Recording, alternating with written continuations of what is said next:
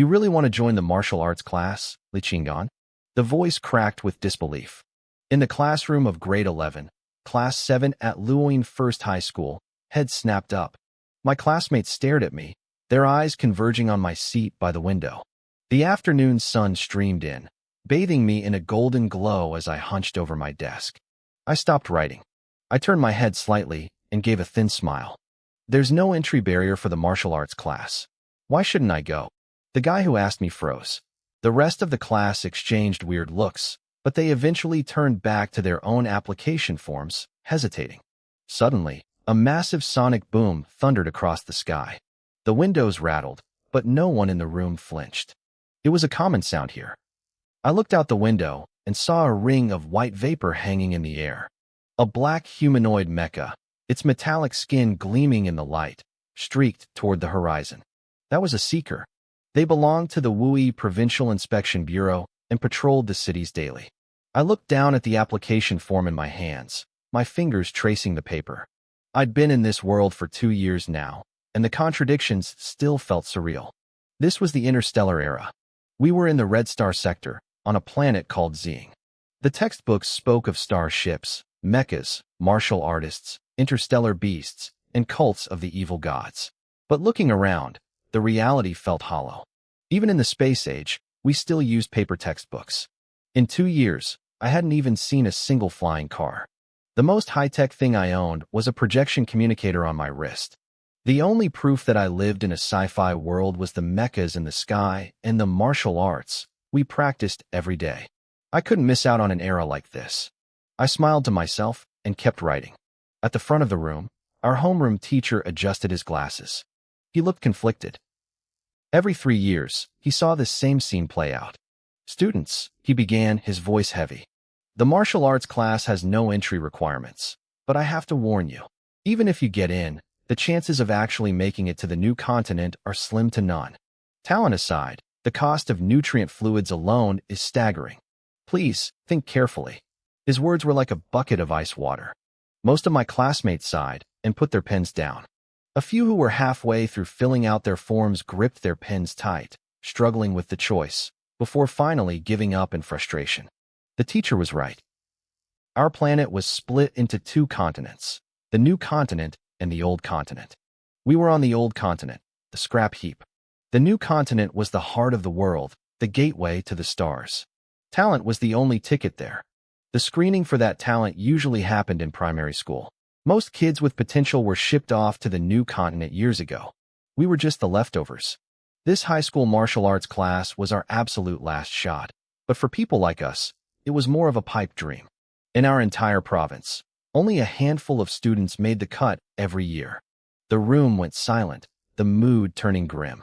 The only sound was the scratching of pens. Everyone turned to look at the 3 students who hadn't stopped writing, Jia Jiang, Zhao Hongzhou, and me. Wait, Li Qinggan is actually applying? The whispers started immediately. What right does he have to apply? Exactly. Jia Jiang's family runs a logistics company. He can afford to fail. Zhao Hongzhou has gotten huge over the last 2 years. It makes sense for him to take a shot. But Li Qinggan, just say it, someone chimed in. He's from the public foster center. It's not like mentioning it is a crime. In this era, birth rates were plummeting. The foster centers were filled with children from the federal embryo banks. No parents, no family. At 15, you either let the center assign you a job and sign a 10-year labor contract, or you left to survive on your own. I had chosen the latter. He's a foster kid, a girl whispered. Sure, the school waives his tuition, but the government doesn't pay for martial arts nutrients. Without parents to foot the bill, how is he going to afford it? I heard he's been working part-time since before freshman year, another guy added. He doesn't even live in the dorms. So what? How much can a part-time job pay? A month's wages wouldn't even buy 1 bottle of nutrient fluid. If he actually had talent, the foster center would have sent him to the new continent years ago. He's just wasting his time. They shook their heads, acting like they were wise for giving up. To them, my persistence was pure stupidity. The teacher frowned but didn't say anything. He tried to warn us because he didn't want to see families go broke for nothing. But the martial arts class was a federal mandate. He couldn't stop me. He probably figured I'd drop out soon anyway once I realized I couldn't afford the resources. The chatter grew louder. I frowned and paused my pen for a second. See? He's thinking about it, someone said. He's going to give up. Has to be. Even he isn't that stubborn. A few students who had already quit walked over to my desk, looking down at my form with smug smiles. Good. You haven't signed it yet. Just stop, man. There's no shame in it. One guy patted my shoulder. We're all in the same boat. We get it. Don't listen to them. A booming voice interrupted. It was Zhao. He had just handed in his form and was walking back. Let's give it a shot together, Qinggan. Shut up, Zhao, someone snapped. You have a family to back you. Li Qinggan has nothing. What? Are you going to pay for his nutrients? The class erupted, everyone suddenly acting like they were protecting me from my own bad decisions. Zhao was big, but he was still a kid at heart. He stammered, unable to find the words to fight back against the crowd. I didn't look up. I just put the finishing touches on my signature. They thought they understood my life. They thought they knew my limits. They didn't know anything. They didn't know I had a system. I looked around at the faces staring back at me. I hadn't realized my classmates cared so much about my future. Most of them were watching my hand, waiting for me to crumple up the application and join them in their mediocrity. It was actually funny. I'd spent so much time working part-time jobs that I was basically a ghost in this class.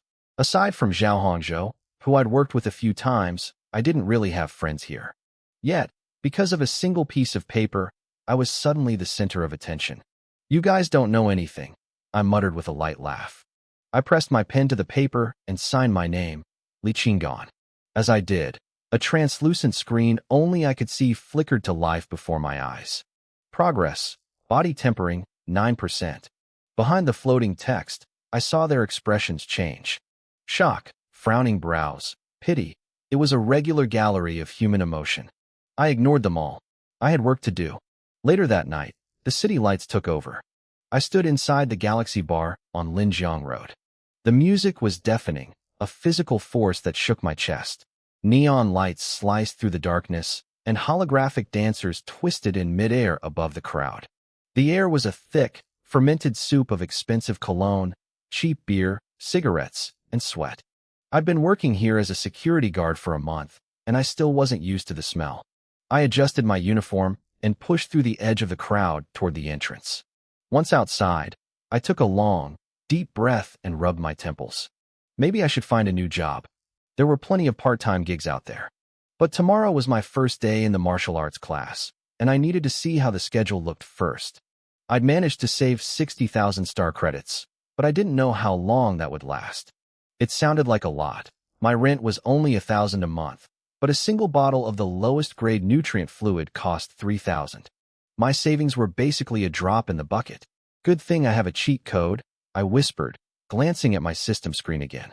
Technique, 36 set of calisthenics. Proficiency, mastery, 7 1,000ths. Martial space, locked. The last row was still grayed out, but the proficiency alone was a godsend. Hard work actually paid off for me. In just 2 years, I'd pushed my technique from basic entry level all the way to mastery. Mastery didn't directly increase my body tempering percentage, but it changed my cultivation speed. Every level up was an exponential jump. Now, my training speed was at least 8 times faster than when I started. Body tempering was divided into 10 stages. It was the only way to become a formal martial artist. At 9%, I was closing in on the first stage. With my current speed, I was confident I could hit the second stage within 6 months. As I was lost in thought, a slender hand reached out and rested on my shoulder. Hey, handsome, a voice purred. Why are you all alone? Want to grab a drink with Big Sister? I stepped forward immediately, letting her hand fall into empty air. I turned to see a woman in her 20s. She held a wine glass in one hand, her other hand still hovering where my shoulder had been. She had wavy purple hair, a pretty face flushed with alcohol, and a dress that left very little to the imagination. I took one look and looked away, keeping my face professional. If you want a drink, ma'am, the bar is that way. I'm on duty. Security guards can be handsome too, she giggled, stepping closer. You're so young. You're only working here for the money, right? I hesitated. She wasn't wrong. Nutrient fluid was expensive, and 60,000 credits wouldn't last forever. Her eyes lit up when she saw me waver. Come on, name a price. I'm very generous. Generous? My interest piqued. I looked her up and down, my gaze lingering for a second before I shook my head. No, I couldn't fall that far. But then I thought about the cost of training. Maybe just one drink wouldn't hurt. I looked at her, my face twisted in a mask of internal conflict. I held up one finger. 10,000, she asked, smiling as she raised her wrist communicator to transfer the credits. A million, I said, taking a deep breath. 1,000,000 credits, and I'll have a drink with you. 10,000 was only 3 bottles of nutrients. What was the point? Besides, this was my first time selling my company. I had to make it count. The woman's smile vanished. She rolled her eyes and turned on her heel. 1,000,000 for one drink? You're insane. I thought you said you were generous. I muttered, feeling a twinge of regret. I'd spent a month at this bar rejecting every offer that came my way. The one time I decided to compromise for the sake of my martial arts path, I got shut down. I sighed and went back to my post. As the night deepened, the music slowed, and the crowd began to thin out. I changed out of my uniform and headed out the side exit. The alleyway was dim. I stopped when I saw 3 figures blocking the path ahead. I can still drink. A drunken woman mumbled. 2 guys with bleached yellow hair were propping her up. They were stumbling just as much as she was. The 3 of them looked like a wobbly clothes rack swaying in the wind. Too weak to even walk, and they're out here trying to prey on people? I shook my head. I'd seen these 2 around before. They were always looking for drunk women to drag away. Hearing my footsteps, the 2 guys spun around, glaring at me. Kid, don't mind your own business. One of them flexed his bare arm, showing off a tattoo of a dragon with flapping wings. That lizard is hideous, I said, looking at it with pure disgust. You should get it covered up. I walked straight toward them. They tensed up, looking like they were ready to pick a fight. Move, I said coldly. You're blocking the road. I reached out and shoved one of their shoulders. The force sent all 3 of them reeling back against the wall. By the time they regained their balance, I was already out of the alley and standing at the bus stop. The bus pulled up right on time. I stepped on without looking back. First of all, I was just a security guard. Second, I was off the clock. As the bus pulled away, I looked out the window. The 2 guys were catching their breath in the alley. The woman with the purple hair was still slumped between them. In this world, I wondered who was really the hunter and who was the prey. The bus hissed to a stop at my neighborhood. I hopped off and jogged toward my apartment. It was a decent area, not too new, not too old. There was a small park nearby with some basic fitness equipment. As I ran, I looked at the scenery. It still felt strange. This was supposed to be the interstellar era, but the buildings and the parks looked just like Earth from my previous life. I wondered if the gap between the old districts and the new star cities was really that massive. The thought flashed through my mind for a second, but I quickly pushed it aside. I was sure that sooner or later, I'd find the answer to the mysteries of this world. For now, I had other priorities. My apartment was a typical 1-bedroom, 1 living room setup. The living room was incredibly empty, devoid of any furniture. As soon as I walked through the door, I headed straight for the kitchen. I opened the fridge and pulled out 2 1-kilogram slabs of beef. They had been sitting there for a week, but the color was still a healthy red, and the meat felt firm to the touch. I guess preservation technology had actually made some progress in this era. I ripped open the packaging and threw the meat into a pot of boiling water with a pinch of salt. Half an hour later, the beef was cooked through. I fished out a piece, rinsed it under cold water to cool it down, and started gnawing on it. The taste was nothing to brag about, but I didn't care.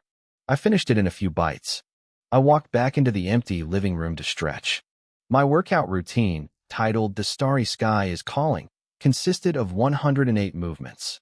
None of them were particularly difficult. Any healthy person could perform them. This was the foundation of the radio gymnastics I had listened to. However, as a body tempering technique, its true nature was easy to learn, hard to master.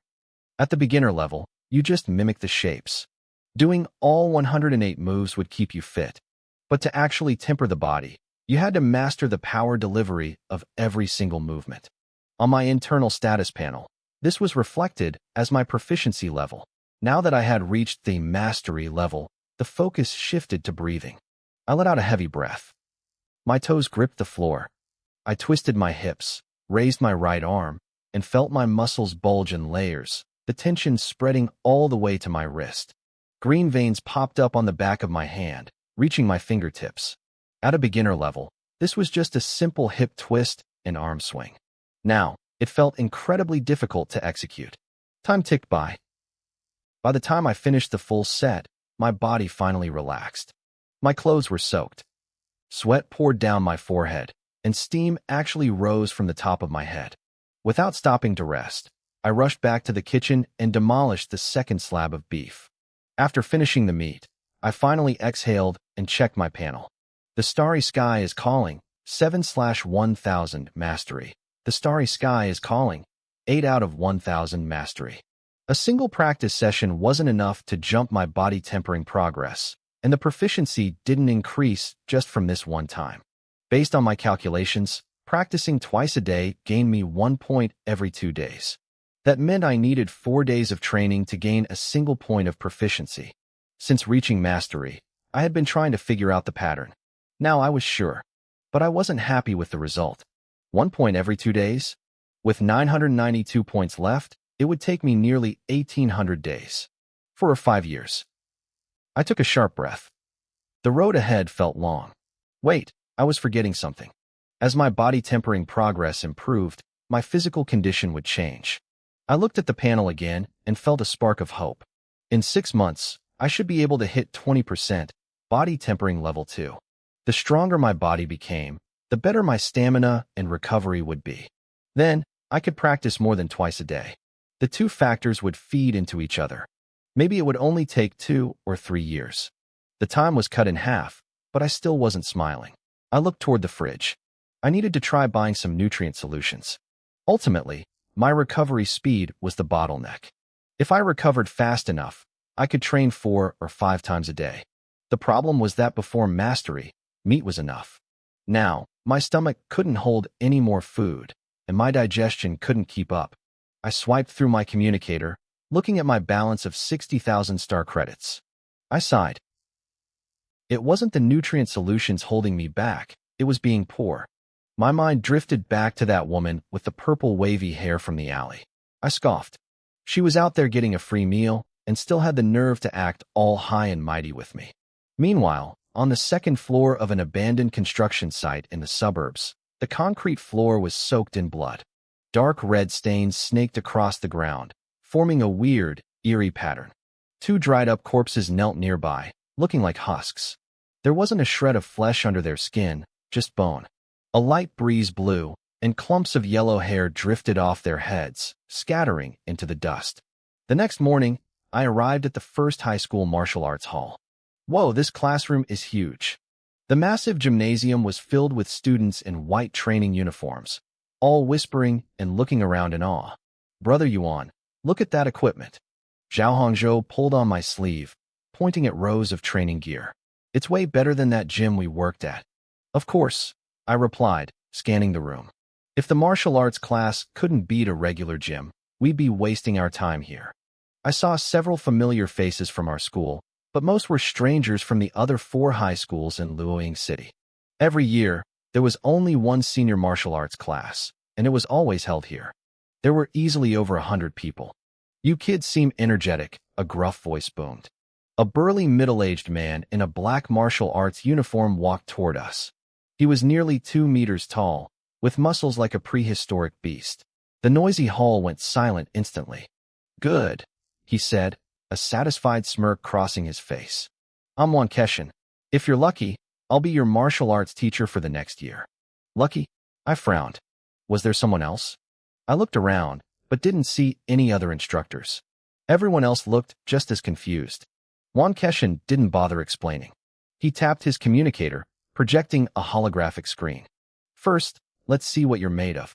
2 glowing light walls suddenly appeared in the center of the hall, standing 20 meters apart. Every eye in the room was glued to them. In the body tempering stage, you can't see a person's inner energy. The only standards are speed and power. Level 1 requires a speed of 11 meters per second and a punch force of 250 kilograms. Level 2 is 13 meters per second and 350 kilograms. Level 3 is 15 meters per second and 500 kilograms.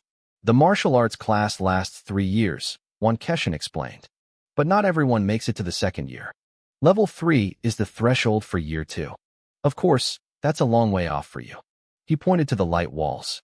These are for the speed test. You'll run 10 laps between them.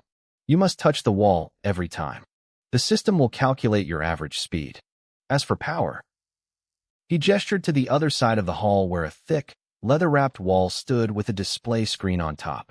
The power tester. Immediately after the speed test, you'll punch that wall. No winding up. Just fast, straight punches. It will give us your average force. The students nodded as they understood. I was a bit surprised. Average speed? Average power? This was different from the max power tests I was used to. This method tested more than just raw stats. To maintain high speed during shuttle runs, you needed incredible agility and endurance. It was a true test of a martial artist's foundation. Reaction speed was just as vital as raw power. After the speed test, we had to go straight into the power test. Maintaining that kind of explosive output while exhausted was brutal. This was the true path of martial arts. Even the requirement for level 1, 11 meters per second, and a 250 kilogram punch, far exceeded the limits of a normal human from my old world. I glanced at my status panel. My body tempering progress sat at 9%. I didn't think I actually needed to reach level 1 to pass this. Being a security guard wasn't an easy job. The average high schooler's physique couldn't handle it. But lately, whether I was pinning down rowdy customers or dealing with punks like those two from yesterday, it felt effortless. All right, I've said enough, Keshin said, sliding his finger across a glowing screen. He was looking at the class roster. Let's start the baseline test. First up, Yulei. A lean, wiry girl stepped out of the line. She looked confident. She took her position by the light wall, took a deep breath, and bolted. She moved like a cheetah, reaching the opposite wall in a few strides. The moment her foot touched the marker, she pivoted with practiced precision, driving off the ground to sprint back. Her movements were fluid and sharp. The other students watched, mouths hanging open. Man, Zhao Hongzhou whispered, swallowing hard. Yulei is a beast. Look at that speed. It's not just speed, I said, my eyes locked on her. Her agility and reaction time are the real deal. I knew I could match her initial burst of speed, but her efficiency in the turns was on another level. She'd clearly done this before. I glanced at Keshin. He likely picked her first to set the bar high for everyone else. Yulei finished her 10 laps and stopped, gasping for air with her hands on her knees. Numbers flashed on the light wall, 11.8 meters per second. 11.8? She's already at level 1 speed, someone gasped. Keshin didn't give the class time to gossip. No rest. Power test now. Remember, no winding up. Just punch. Yulei straightened up and ran to the other side of the hall. She stood before the power tester, calmed her breathing for a few seconds, and then unleashed a flurry of straight punches. Asterisk bang. Bang. Bang. Asterisk 10 punches in the blink of an eye. She wiped the sweat from her forehead and looked up.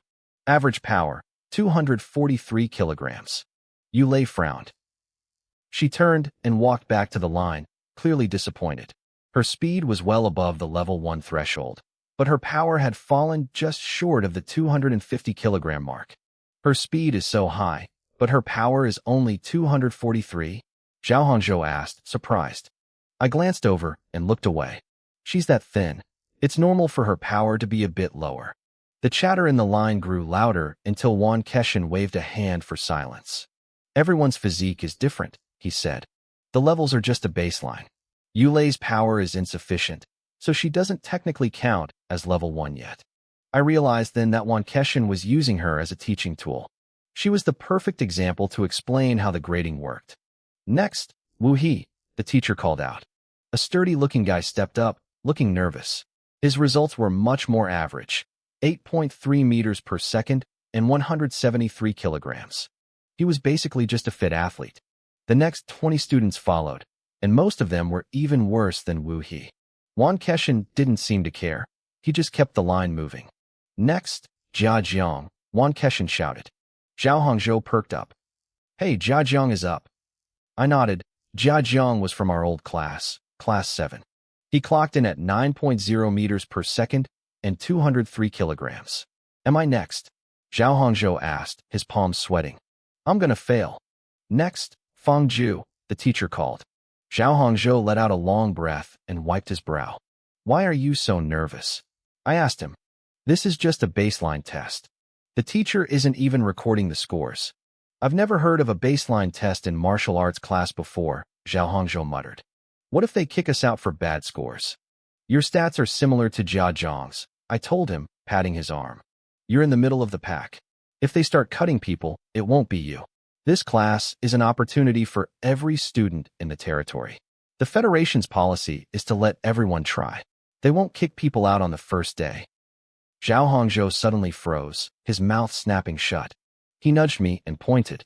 I looked up to see Wan Keshin staring directly at me with a faint, knowing smirk. The guy had incredible hearing. I shut my mouth immediately. There was plenty of noise in the hall, yet he'd picked my voice out perfectly. His strength was definitely beyond anything I had imagined. Next, Zhao Hongzhou. Zhao Hongzhou's face went pale. He looked like he was heading to his execution. He walked out, and a few minutes later, he was done. 8.9 meters per second. 210 kilograms. Just as I expected, he was right on par with Jia Jiang. When he got back to the line, he looked relieved.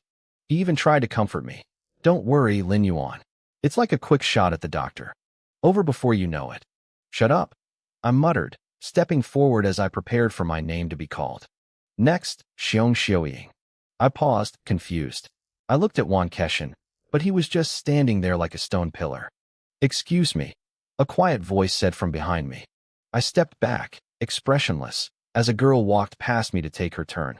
One by one, students were called. But my name never came. He was doing it on purpose. I remembered that smirk from earlier. This teacher was definitely messing with me. Time dragged on. Nearly half the class had finished. So far, not a single person had actually hit the level 1 requirements in both categories. Not even specialists like Yulei. Then, the machines flashed. Speed, 11.1 meters per second. Power, 252 kilograms. Level 1, Liang Mingyu. The crowd erupted. We finally had our first official level 1 student. The crowd was buzzing. Everyone's eyes were glued to a lean young man walking from the other side of the hall. It was Liang Mingyu. He had his head held high, hands tucked behind his back, and he intentionally slowed his pace. He looked like he was soaking in the applause. When he reached the front of the line, Liang Mingyu stopped and looked expectantly at Wan Keshin. Usually, when the first level 1 student appeared, a teacher would at least offer a word of praise. But Wan Keshin just frowned. He waved his hand dismissively. Get back in line. Next, Lu Jingya. Liang Mingyu's face froze.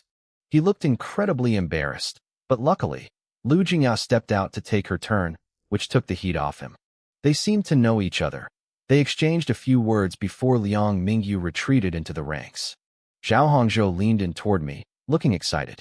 Brotherly, Liang Mingyu is already level 1. I honestly think you're just as strong as he is. You've got to be level 1 too. Zhao Hongzhou spent a lot of time with me, so he knew my strength better than anyone. Maybe. I might be a little short, I answered, though I wasn't entirely sure. I had watched Liang Mingyu's test very closely. In my head, I knew I could perform just as well as he did.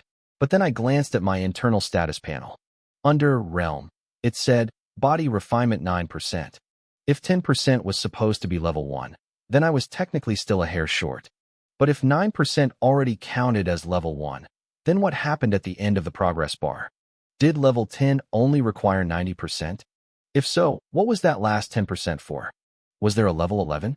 A hidden great perfection stage? The thought sent a chill down my spine. In this world, the increase in power wasn't linear. The higher you went, the bigger the jump. At level 10, a person could run 50 meters per second and punch with 10 tons of force. They were basically superhumans. If there really was a level 11, I couldn't even imagine how terrifying that power would be. Brotherly look. Zhao Hongzhou's voice snapped me back to reality. I followed his finger and felt a sudden jolt of energy. Lu Jingya had finished her test and was walking back. Sweat had soaked through her thin martial arts uniform, hugging her curves as she moved. Brotherly, I don't think her body type is suited for martial arts, Zhao Hongzhou remarked, his brow furrowed in serious critique. I turned to him, surprised.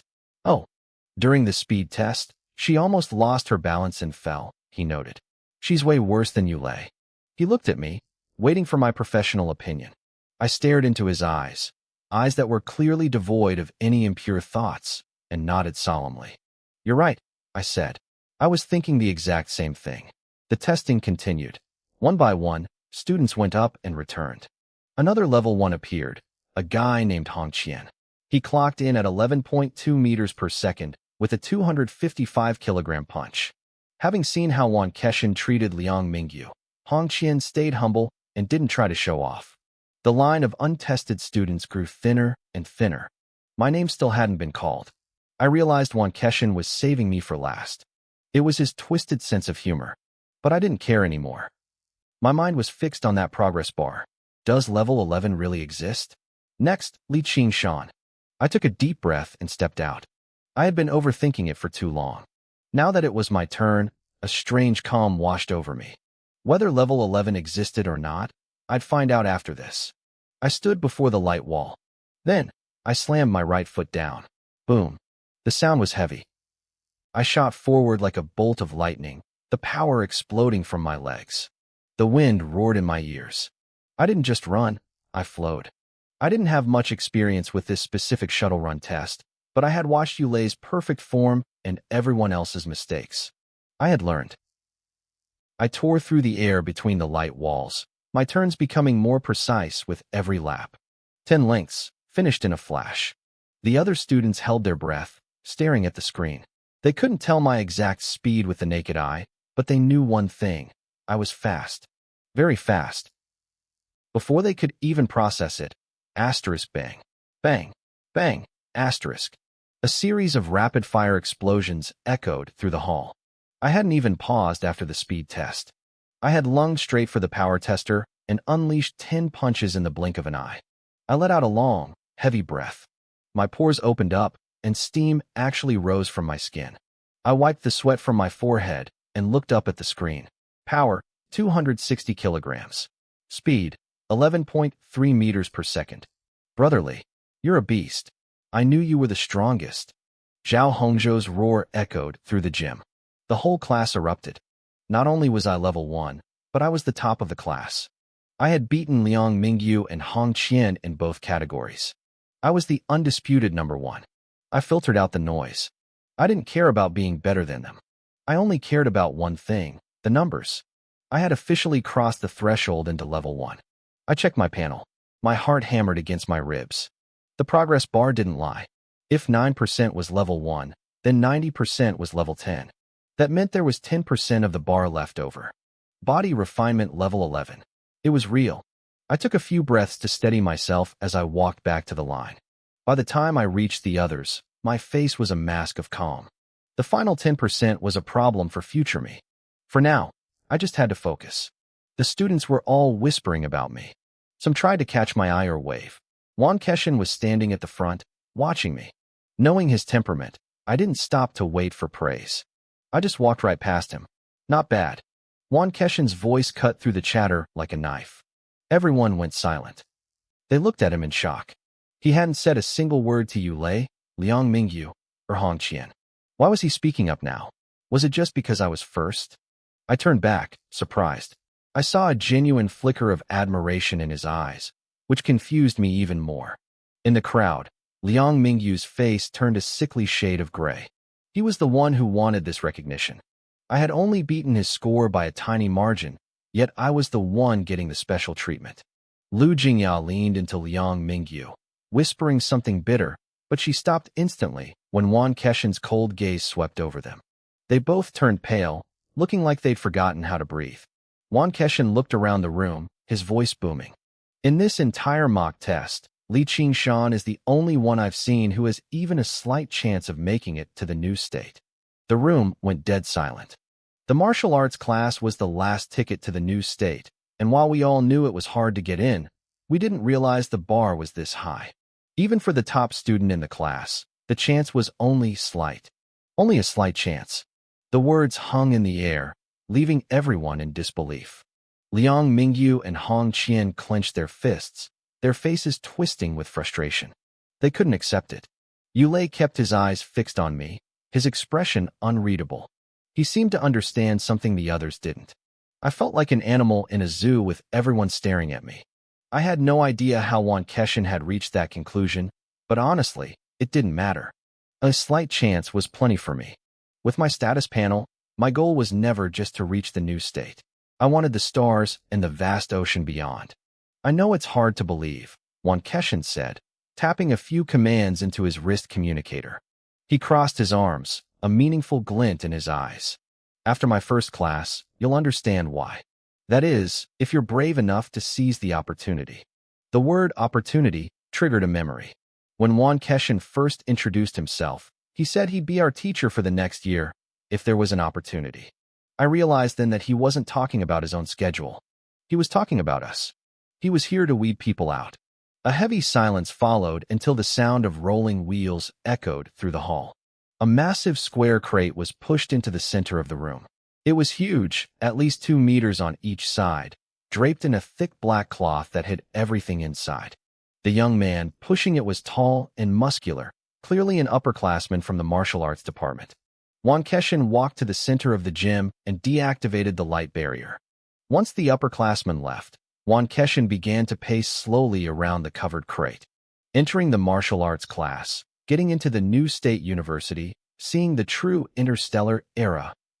Wan Keshin sighed softly, his voice almost nostalgic. What a beautiful dream. What a grand vision. Suddenly, his tone snapped. His eyes turned sharp and predatory. But the stars are not a playground. The universe is vast. Beyond humanity, there are countless alien races, ferocious beasts, and terrifying, unpredictable evil gods. You've read about this in your textbooks, I'm sure. He stopped pacing and faced us directly. But I want to ask you one thing. Do you actually have the courage to swing a blade at them? No one spoke. Every eye was glued to the draped crate. We all knew what was under that cloth. Wan Keshin ripped the black fabric away. It wasn't just a box, it was a heavy alloy cage. Resting on top of the bars was a thick-backed machete with a razor-sharp edge. Inside the cage was a wolf-like beast. It was so massive that its body practically filled the entire space. It had no fur, only dark red skin where thick veins twisted like coiled snakes. Its forefangs intersected in a jagged mess, gleaming under the gym lights. The creature's limbs were bolted to the steel floor plates, and a heavy steel collar was locked around its neck, chained to the top of the cage. It sat perfectly still, eyes closed, like a gruesome statue. Even though it was restrained, the sheer presence of a real beast made half the class stumble backward in fear. But as they retreated, I instinctively took a step forward. I stood out like a sore thumb. Wan Keshin looked at me, surprised. I quickly pulled my foot back, keeping my face expressionless. I could feel the heat of dozens of gazes on my back, but I didn't care about them. I was staring at the very last line of my status panel. Under the Functions section, the words Martial Space, Locked, were flickering. I'd been in this world for 2 years, and that line had stayed gray and lifeless the entire time. This was the first time it had ever reacted. My heart hammered against my ribs. I stared through the translucent panel at the motionless beast. Was this the key to unlocking it?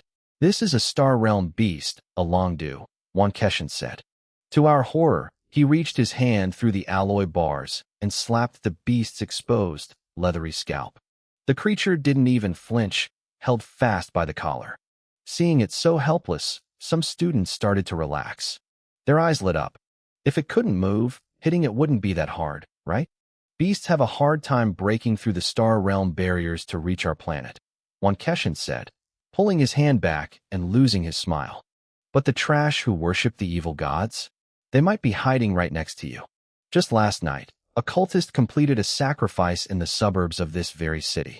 Ask yourselves, if you had run into that monster last night, would you have dared to swing a blade? Evil god cultists.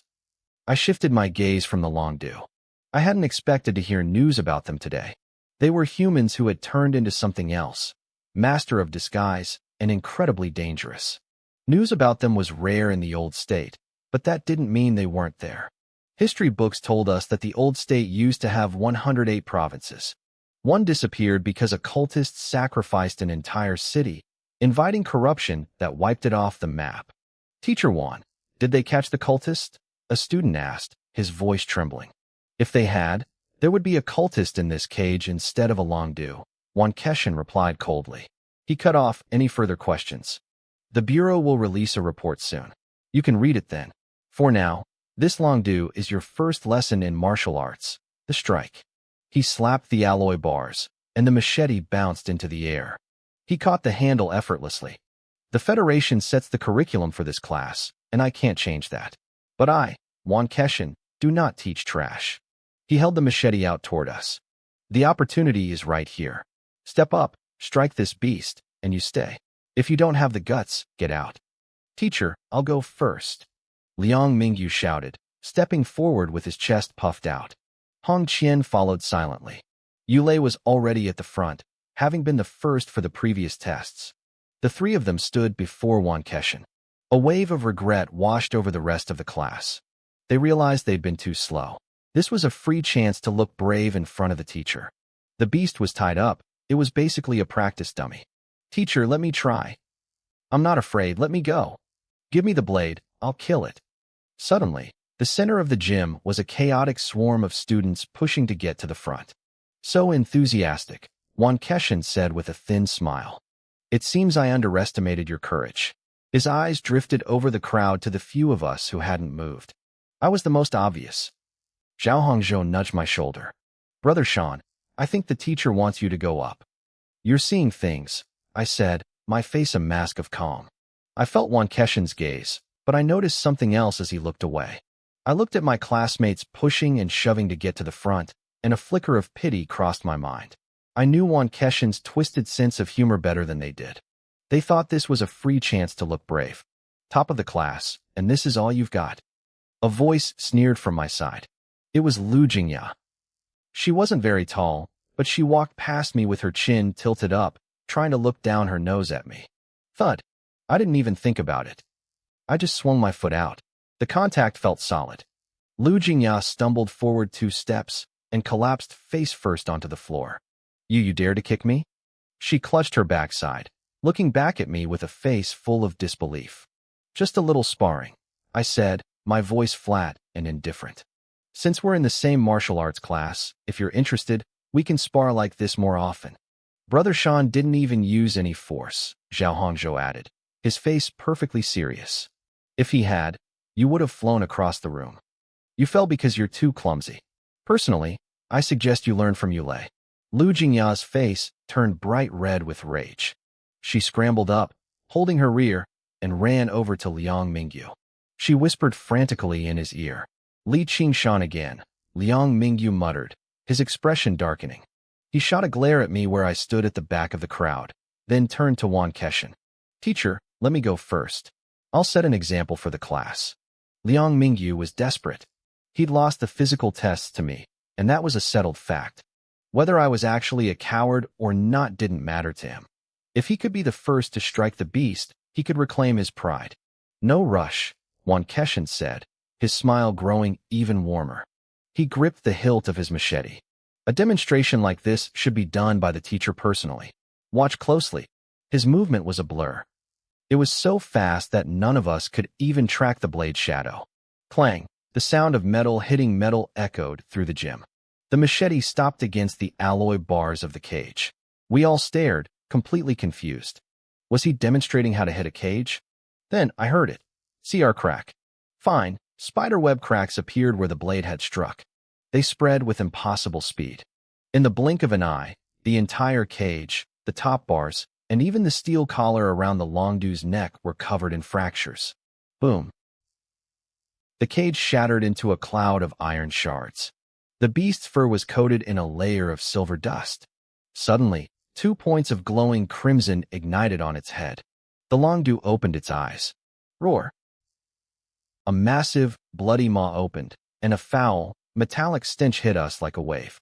The roar was deafening, vibrating in my very bones. It's alive. The beast is alive. Students screamed, turning tail and sprinting for the exits in a blind panic. But at the back of the room, my eyes lit up. The moment the beast woke, the martial arts space icon on my internal status panel started flashing blue. In the center of the gym, Yulei and Hong Qian, who had been so eager moments ago, staggered back several steps. Their faces were deathly pale. A living Longdu was 1,000 times more terrifying than a sleeping one. The unluckiest ones were Liang Mingyu and Lu Jingya, who had been standing right next to the cage. Lu Jingya's eyes rolled back in her head, and she fainted on the spot. Liang Mingyu collapsed into a sitting position, his eyes vacant with shock. Clang. Wan Keshin tossed the machete. It landed on the floor right in front of Liang Mingyu. "The teacher's demonstration is over," Wan Keshin said, his voice terrifyingly kind. "Your turn." "And me?" Liang Mingyu stammered, his lips trembling. He looked at the blade, his right hand shaking so hard he couldn't even reach for it. Suddenly, a pair of legs appeared in his field of vision. I stepped past him and picked up the machete. I stared at the Longdu, my heart racing with a different kind of intensity. I licked my lips. "Teacher," I asked, "can I only strike it once?" Wan Keshin looked me up and down, a hint of surprise in his eyes. This was his signature move for the first lesson. He brought a beast to every new class, not just to intimidate them, but to show them what a real monster looked like. He wanted them to realize that martial arts wasn't for health or fitness. It was a weapon. It was the path of killing. He expected the panic. He expected Liang Mingyu to collapse. Seeing Yu Lei and Hong Qian stand their ground was already impressive to him. But he had never seen a student like me, someone who walked toward the beast after it woke up. He saw the hunger in my eyes. To him, I didn't look like I was facing a monster. I looked like I was staring at a feast. A natural-born fighter, he must have thought. A grin spread across his face. "Go ahead. Hit it as many times as you want. Kill it if you can." "Thank you, teacher. I understand." I gripped the hilt. My hand was shaking, too, but with pure, raw excitement. The Longdu noticed me. Its eyes burned with malice, but its limbs were still bolted to the steel baseplate. The only thing it could do was snap its jaws. Roar. The beast let out a violent howl, its breath reeking of blood. I didn't stop. I actually took a deep breath, savoring the moment. In my vision, my status panel was overlapping with the beast's body.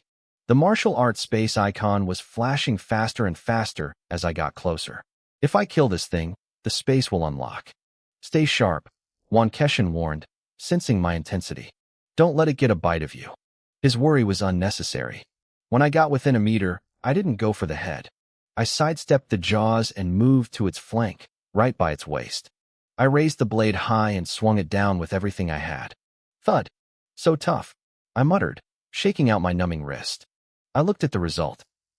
My strike had only left a shallow gash, less than a centimeter deep, on the Longdu's hide. This wasn't going to be an easy kill. The neck was too dangerous. The beast could whip its head around and take my arm off. I'd aimed for the waist to avoid the ribs, but I'd miscalculated. These Star Realm beasts didn't follow normal biology. This thing had dense rib-like structures protecting its entire torso, and its muscles were so thick they'd stop the blade before I even hit bone.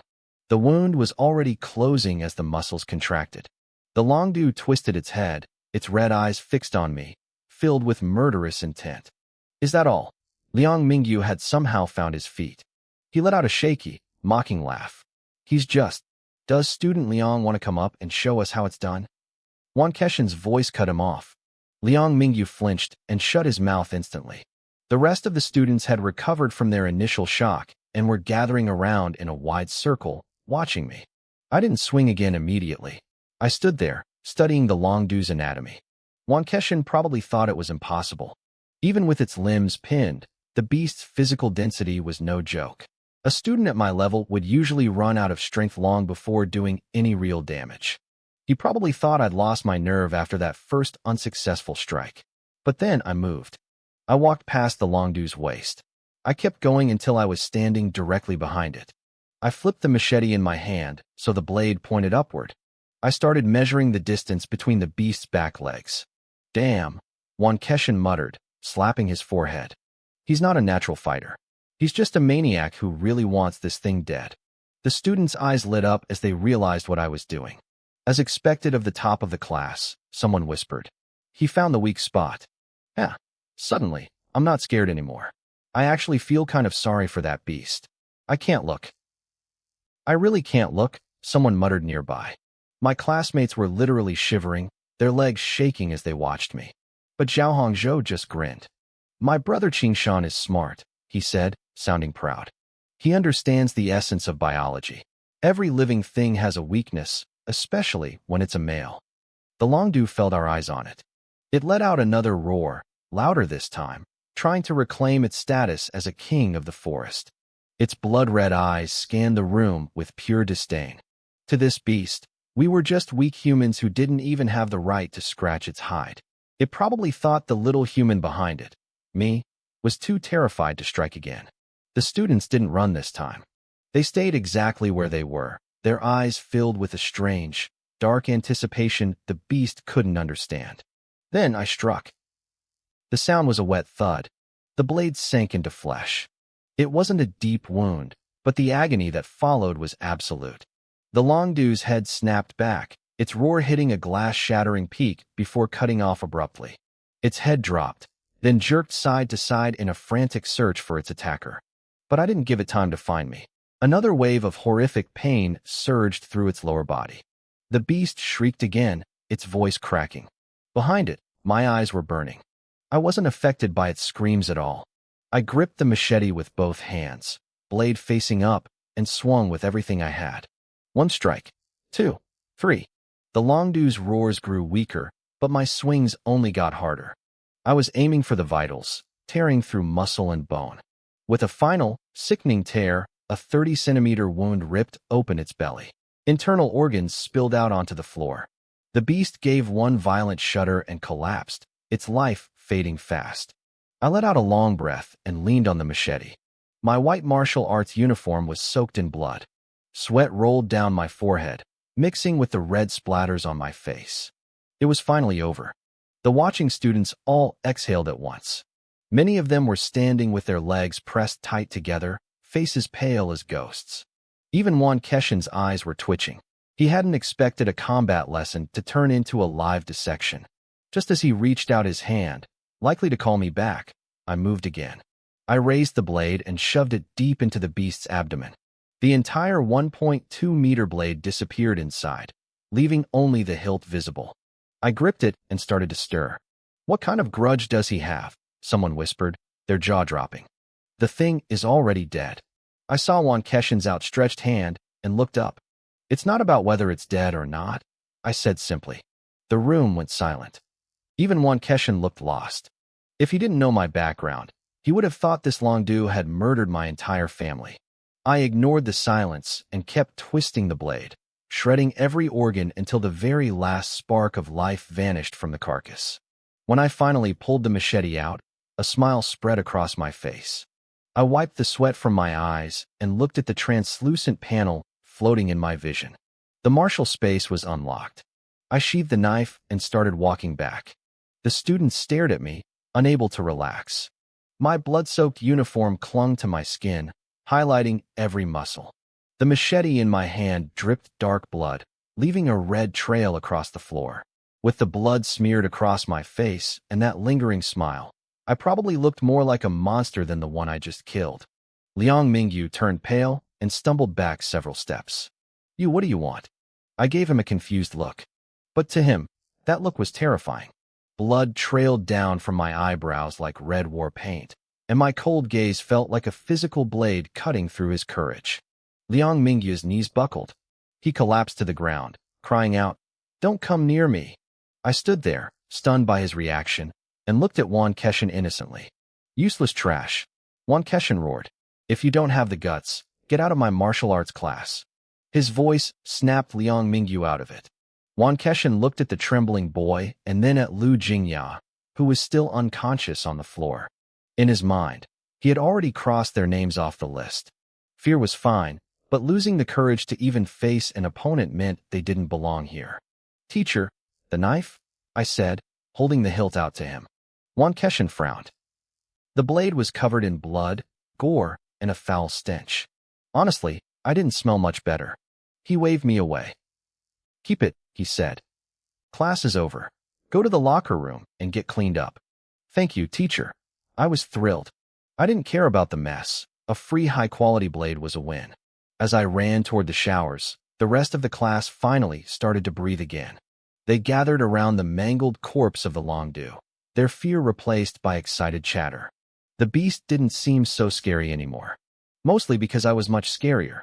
Keshin watched them, a satisfied smile finally appearing on his face.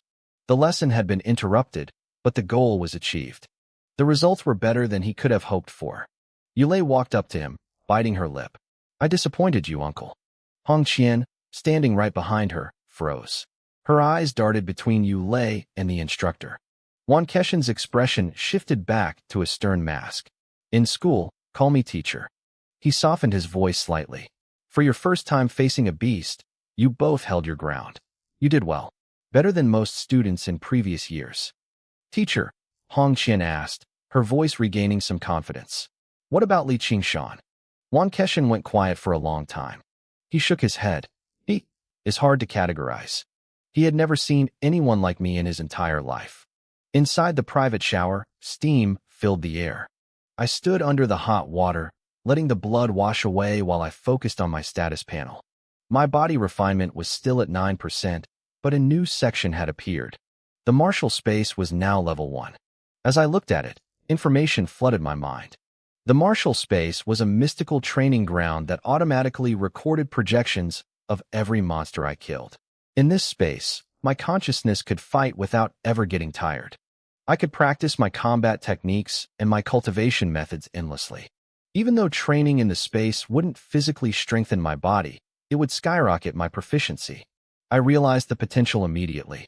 Normally, practicing this starry sky is calling technique took an hour and drained me completely.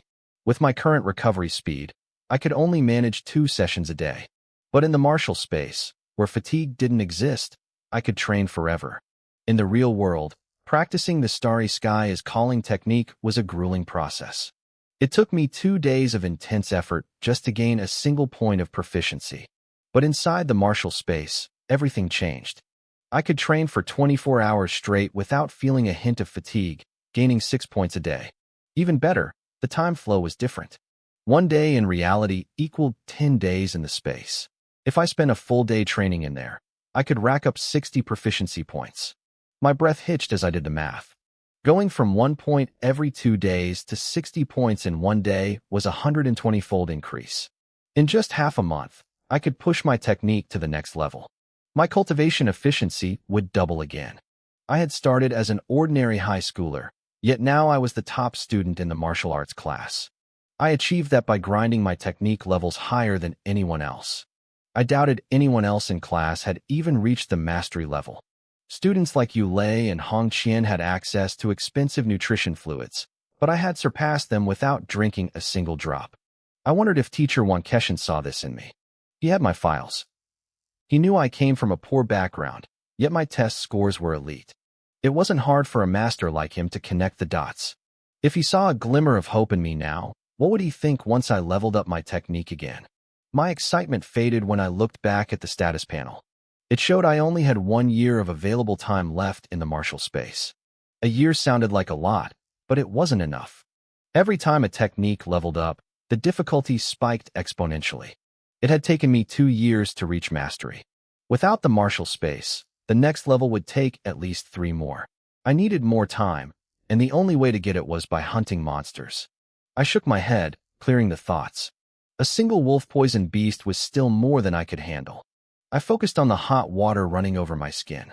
The smell of the beast's blood was stubborn, clinging to me despite the steam. I scrubbed myself raw with soap until the metallic scent finally faded. Before leaving the shower, I grabbed my 1.2-meter machete and held it under the spray. The blood washed away, revealing the gleaming alloy blade. Even after Teacher 1 used it to shatter a reinforced cage, there wasn't a single scratch on it. It was a beautiful piece of steel. I dressed quickly and stepped out of the locker room. Zhao Hongzhou was waiting for me at the door, holding a scabbard. He tossed it to me, saying the teacher had sent it over. I sheathed the long blade with a satisfying click, and we headed to the cafeteria. The room was packed with students. We grabbed our food and found a quiet table in a far corner. About 50 meters away, my old classmates from Class 7 were huddled together. I saw Jia Jiang among them, but I didn't head over. The gossip started almost immediately. My old classmates whispered, wondering why I was sitting in the corner instead of with the other martial arts students. They assumed I had been kicked out of the inner circle. Some of them, the ones who had been too afraid to even apply for the martial arts track, started mocking me. They said I'd be back in class 7 soon enough, tail between my legs, realizing that I never belonged with the elites. A loud bang echoed through the cafeteria as a tray hit a table. Everyone froze and looked at Jiajiang. He wiped his mouth, his eyes cold as he stared at the people mocking me. He told them they were delusional. He pointed out that Yulei and Hongqian were already at level 1 body refinement, but then he dropped the real bomb. He told them I was also at level 1, and that my scores were higher than anyone else's. I was the undisputed number 1 in the class. The table went silent. Then, the denial started. They claimed it was impossible for a poor student like me to be the best. They laughed, saying that if I were really the top student, the other martial arts trainees wouldn't be ignoring me. Just then, the entire martial arts section of the cafeteria went quiet. Every single trainee stopped eating. They weren't looking at their food anymore. They were all staring at me. My old classmates watched, expecting the trainees to insult me. But as I looked up from my soup and glanced around, the martial arts students flinched. They quickly looked away, shoving food into their mouths and staring at their plates, trying to look busy. They weren't ignoring me because they looked down on me. They were terrified. At that exact moment, the two people at the center of the elite circle, Yulei and Hongqian, stood up. They picked up their meal trays and walked straight toward our corner. Jiajiang hadn't been lying. The atmosphere at Class 7's table turned heavy. My former classmates looked at each other, faces pale with embarrassment. One by one, they got up and slunk away, retreating from the cafeteria like defeated dogs.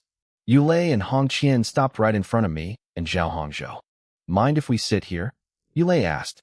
Be my guest, I replied with a smile. I set down my soup bowl and gestured for them to take a seat. Suddenly, a synchronized buzzing sound cut through the air. We all froze, looking down at our wrists.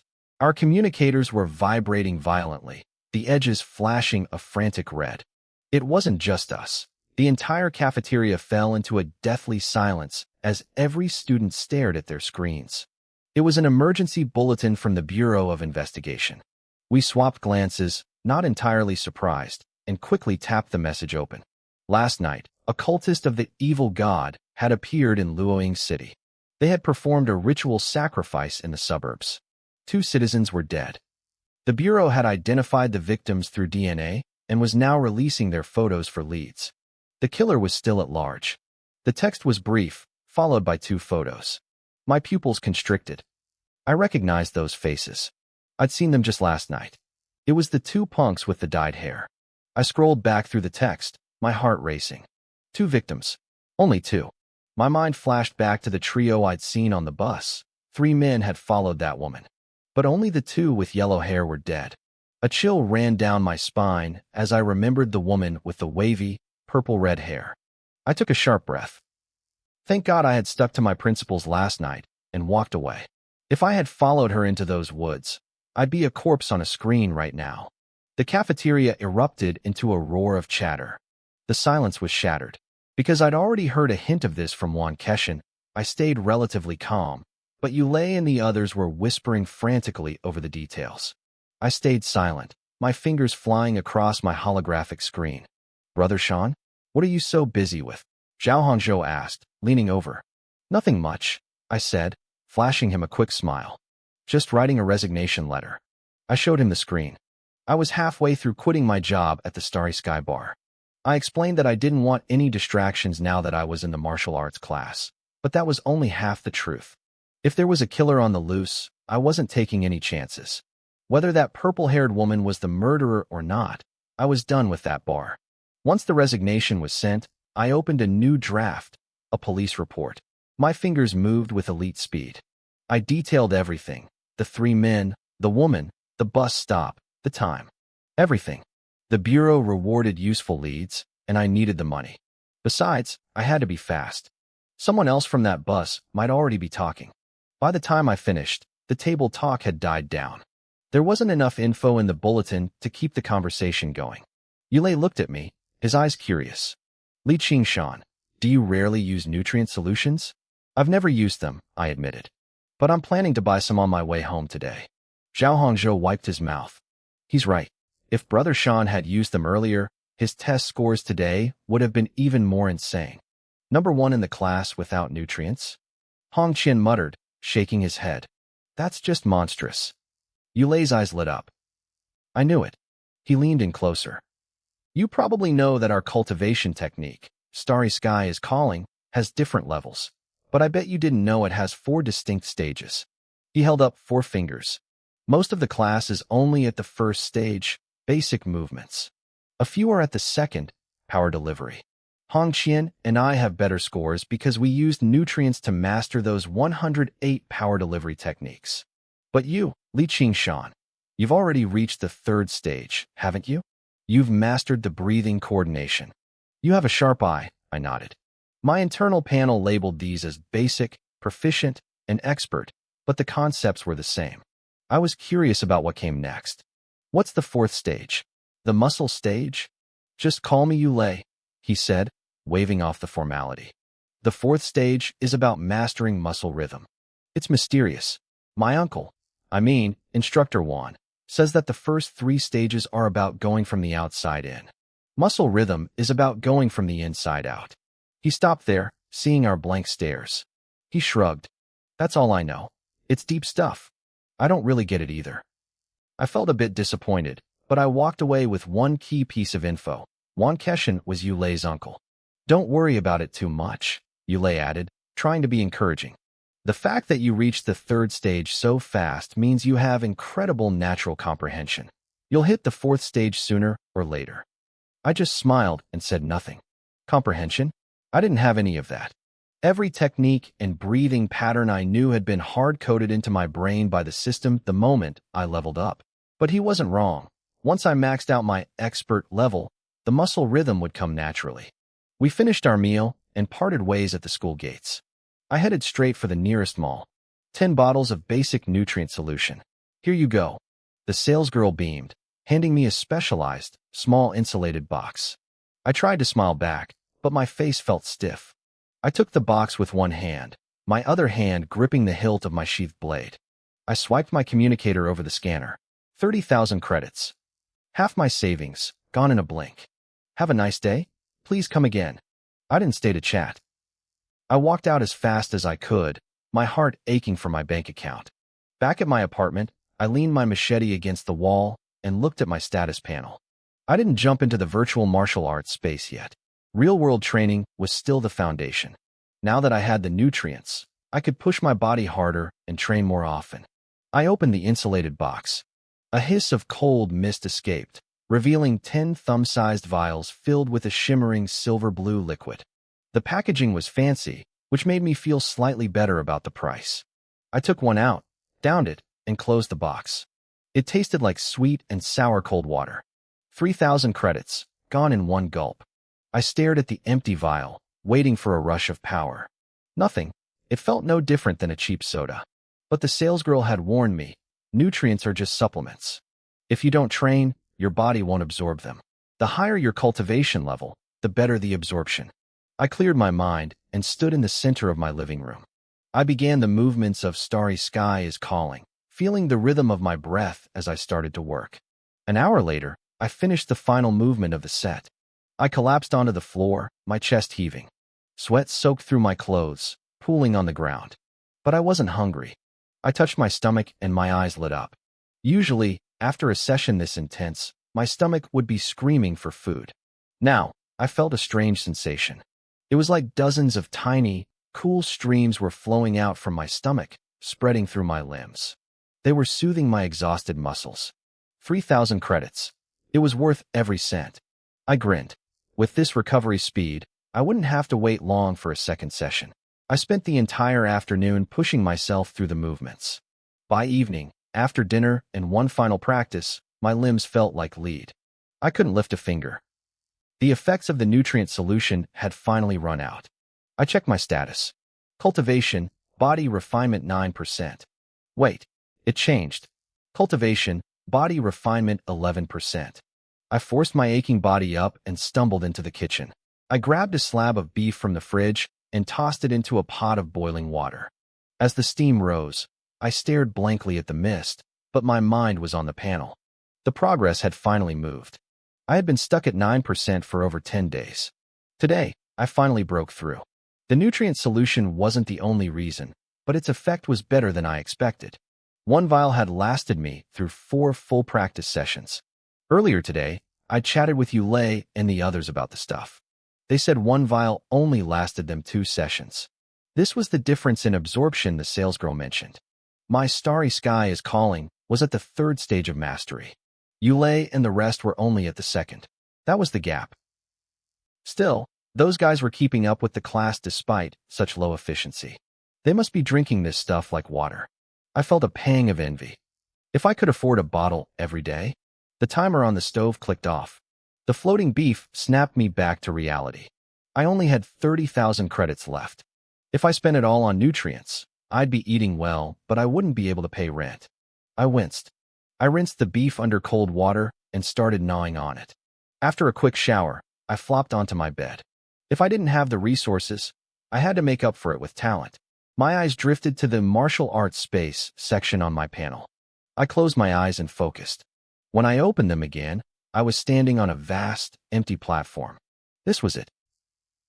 There was no sky, just a void of shimmering light that let me see about 500 meters in every direction. The platform was a massive circle, a kilometer wide. I dropped into a stance, ready to train. Then I heard it.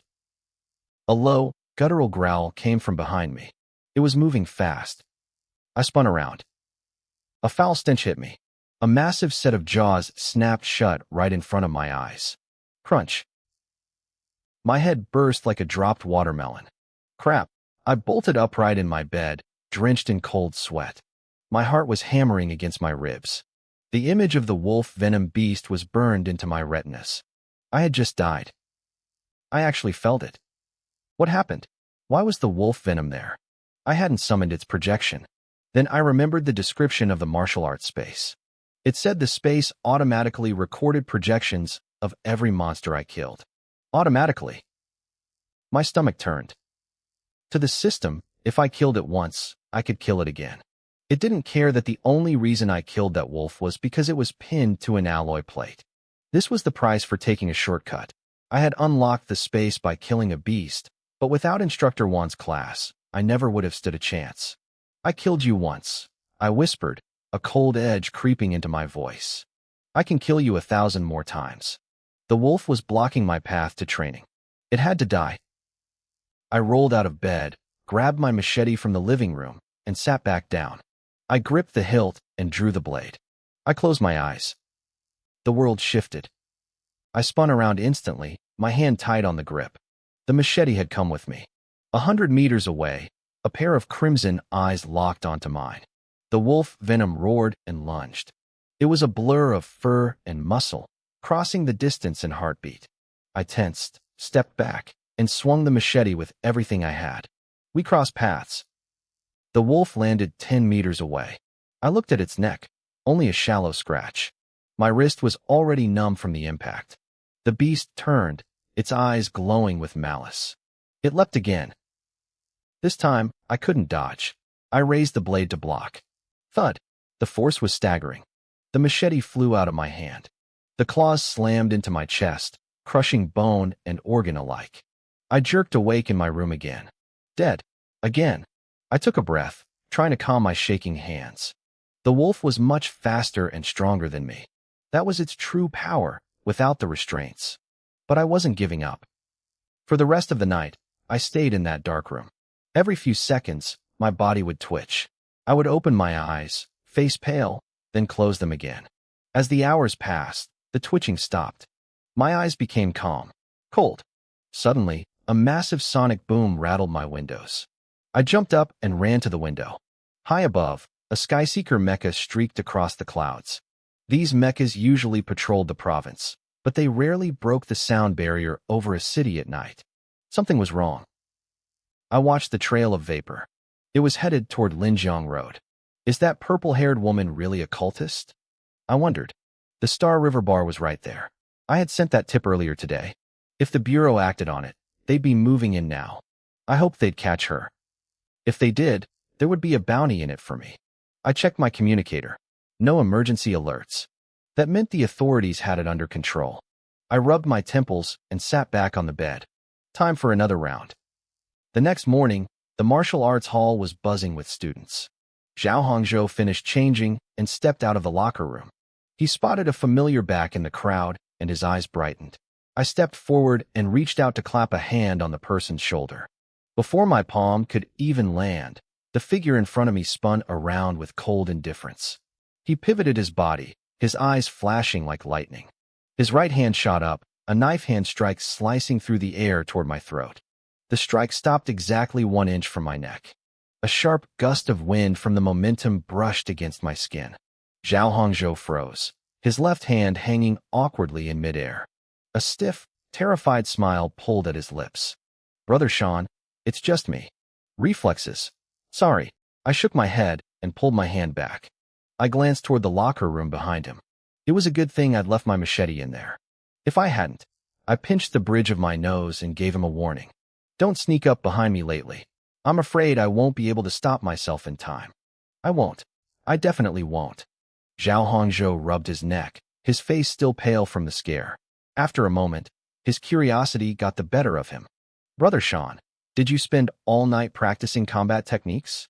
You didn't have reflexes this scary before." "I just started the class. What techniques could I have learned?" I shook my head slightly. "It's just basic combat reaction." I looked past him. Yulei was walking toward us, his eyes shining with interest. He had seen the whole thing. Unlike the others, Yulei had a head start on martial arts and had been practicing techniques for a while. But even he knew he couldn't move with that kind of speed and precision. "Li Qingshan, can you tell me how you trained for that?" Yulei asked. I thought about it for a second. "It's not that hard. You just need a good imagination." "Imagination?" Yulei looked stunned. He clearly didn't expect that answer. Zhao Hongzhou knit his brows, trying to find a connection between imagination and a lethal counterattack, but he came up empty. "Yeah," I continued, the lie becoming smoother as I spoke. "When you practice, don't just focus on the room around you. Use your mind. Imagine an opponent is actually there. Like a wolf, for example." Zhao Hongzhou's eyes lit up. "I get it. You mean we should visualize a powerful enemy? Use the feeling of a life and death crisis to force our bodies to improve." I patted his arm and nodded, satisfied. "Exactly. A life and death crisis." Yulei muttered. He knew combat training was essential. Our instructor, Wan Keshin, even sparred with him sometimes. But those spars never felt like a struggle for survival. Still, visualizing a monster felt more plausible than just imagining success. He looked at me, his gaze turning strange. He took a small step back. I'd seen that look before. It wasn't the look you give a martial arts prodigy. It was the look you give someone in a mental hospital. I noticed his reaction, but I didn't care. I rubbed my temples again, a wave of exhaustion washing over me. This wasn't something you could just learn. I had paid for those reflexes with my life. Hundreds of lives, actually. Even if they were just projections in a simulation, the pain of being shredded by that wolf was very real. As time passed, the other students arrived and formed a line. I noticed something odd, though. Everyone seemed to be angling to stand behind me. I was pushed from the middle of the pack straight to the front row, flanked by Zhao Hongzhou, Yulei, and Hong Qian. I glanced back and realized 2 people were missing, Liang Mingyu and Lu Jingya. Hong Qian caught my gaze and smirked. One got scared white by a beast, and the other was forced to his knees by you. I guess they didn't have the face to show up. "I heard they quit the class after yesterday," Zhao Hongzhou whispered, leaning in with the latest gossip. Yulei shook his head. "Actually, Instructor 1 expelled them." "That's a shame," I sighed. The 3 of them stared at me, confused. I rotated my right ankle, feeling a bit disappointed. I was actually looking forward to sparring with Liang Mingyu more often. Yulei opened his mouth to ask why on earth I'd want that, but he went silent immediately. A massive, hulking figure was walking toward us from the front gates. Wan Keshin had arrived. "Good discipline," Wan Keshin said, nodding at our silent, orderly line. "I hope you keep it up. For the next 6 months, our focus will be entirely on the starry sky is calling technique." He paused, looking over us. "I know some of you think this is just a set of glorified calisthenics. But let me tell you something. He grinned. This radio gymnastics routine is the most advanced product in this entire star sector. I blinked, confused. I knew the technique was important, but I didn't realize it was that prestigious. The other students looked just as baffled. You don't believe me? Wan Keshin shook his head. Our planet is just an ordinary rock in the Red Star sector. Our communicators, our Skyseeker mechas, even our high-tech ships, they're nothing compared to what the major planets have. But Starry Sky is calling is different. It's the crystallization of countless generations of masters. It has gone through 36 iterations. Every time it's updated, it's pushed out to every planet in the sector simultaneously. Even the elite martial arts planets use this as their foundation. It is the only technique that is truly universal. The atmosphere in the room shifted. Everyone looked energized, their eyes burning with a new sense of purpose. Wan Keshin saw the fire in our eyes and smiled. There are 4 stages to this technique, he explained. Movement, power, breathing, and muscle. He started the lesson, going into extreme detail about how to coordinate power with breath. He spent an hour covering the first 3 stages, making sure everyone could follow along. I listened intently, waiting for the mysterious 4th stage. 10-minute break, Wan Keshin announced suddenly. Then we start practicing. I stood there stunned. I thought I understood how the instructor operated, but he had played us again. He didn't say a word about the 4th stage until we returned from the break. Group up based on your current progress, he ordered. The students split into 3 groups. Since I was the only one at my level, I stood in a wide, empty space by myself. I began the first movement, sinking into the flow. Stay calm. Focus on the breath. Wan Keshin's voice drifted into my ear. He walked over to me as I moved through the forms. The 4th stage is about muscle rhythm. This is the core of the technique. He spoke quietly so only I could hear. There are countless tiny nerves distributed through your muscles. Have you ever felt a muscle in your arm or leg twitch in sync with your heartbeat? The 4th stage uses breathing to harness the power of the heart. You use that power to sense the hidden nerves in your muscles. You learn to control that twitch. He leaned in closer. When you execute a move, you trigger those nerves to make the muscle vibrate at the exact moment of impact. If you master this, your cultivation efficiency will double. It sounded simple in theory, but sensing individual nerves inside my own body felt impossible. I focused, trying to feel my heartbeat through my lungs, but all I felt was the heavy pull of my bones and tendons. Don't rush it, Wan Keshin said, sensing my frustration. You have good comprehension. You'll get it soon enough. He turned and walked away. I stopped trying to force it and let my status panel flicker into view. The instructor was right. I would get it soon, but not because of luck. I was going to earn it, one death at a time. Inside the massive Wind Shadow Dojo, the air grew thick with the scent of sweat. My classmates were pushing themselves to the limit, their foreheads glistening as they focused on every movement. Wan Keshin paced between the rows, offering sharp, calculated advice to anyone struggling. An hour passed. One by one, the students collapsed. They sat on the floor, gasping for air, their bodies completely spent. My own stomach let out a violent growl. I felt like I could eat an entire cow and still be hungry. Looking around, everyone else was in the same boat, eyes wide and desperate with hunger. Only Yulei and Hong Qian looked relatively stable.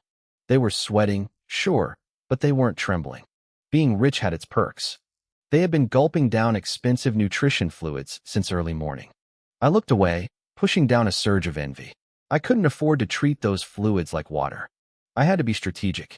My plan was to save my single bottle for after my workout at home, ensuring I squeezed every drop of value out of it. Wan Keshin scanned the room, noting our exhaustion. Now that you're in the martial arts class, you can't skimp on nutrition fluids, he warned. Balance your budget, but don't starve your potential. Most of the students weren't even listening. They were staring at the exit, their minds already on the cafeteria. Wan Keshin sighed and waved a hand. Fine, go eat. Long live the teacher, a chorus of voices cheered. They scrambled for the door like a pack of starving wolves released from a cage. The cafeteria was nearly empty since it wasn't officially lunchtime yet. We piled our plates high and inhaled the food in silence. Once I finished, I headed back toward the martial arts hall, but took a sudden turn. I walked toward the faculty building instead. I stopped in front of a door and knocked. "Come in," a voice called out. Wan Keshin was at his desk, sorting through files. He looked up and raised an eyebrow when he saw me. A small smile played on his lips. "Perfect timing. I was just about to look for you." "You were looking for me?" I asked, surprised. "My business can wait," he said, waving it off. "Tell me why you're here first." I hesitated for a second, choosing my words carefully. "Teacher, I wanted to ask, if I encountered a wolf-poisoned beast alone outside of school, how could I kill it?"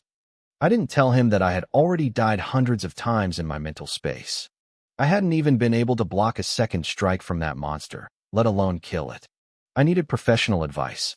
"You're still thinking about that wolf poison?" Wan Keshin looked at me with genuine shock. "Is the sense of crisis among students today really this high? That thing from yesterday was practically gutted before it died." "It's a hypothetical," I said quickly. "Just a what-if."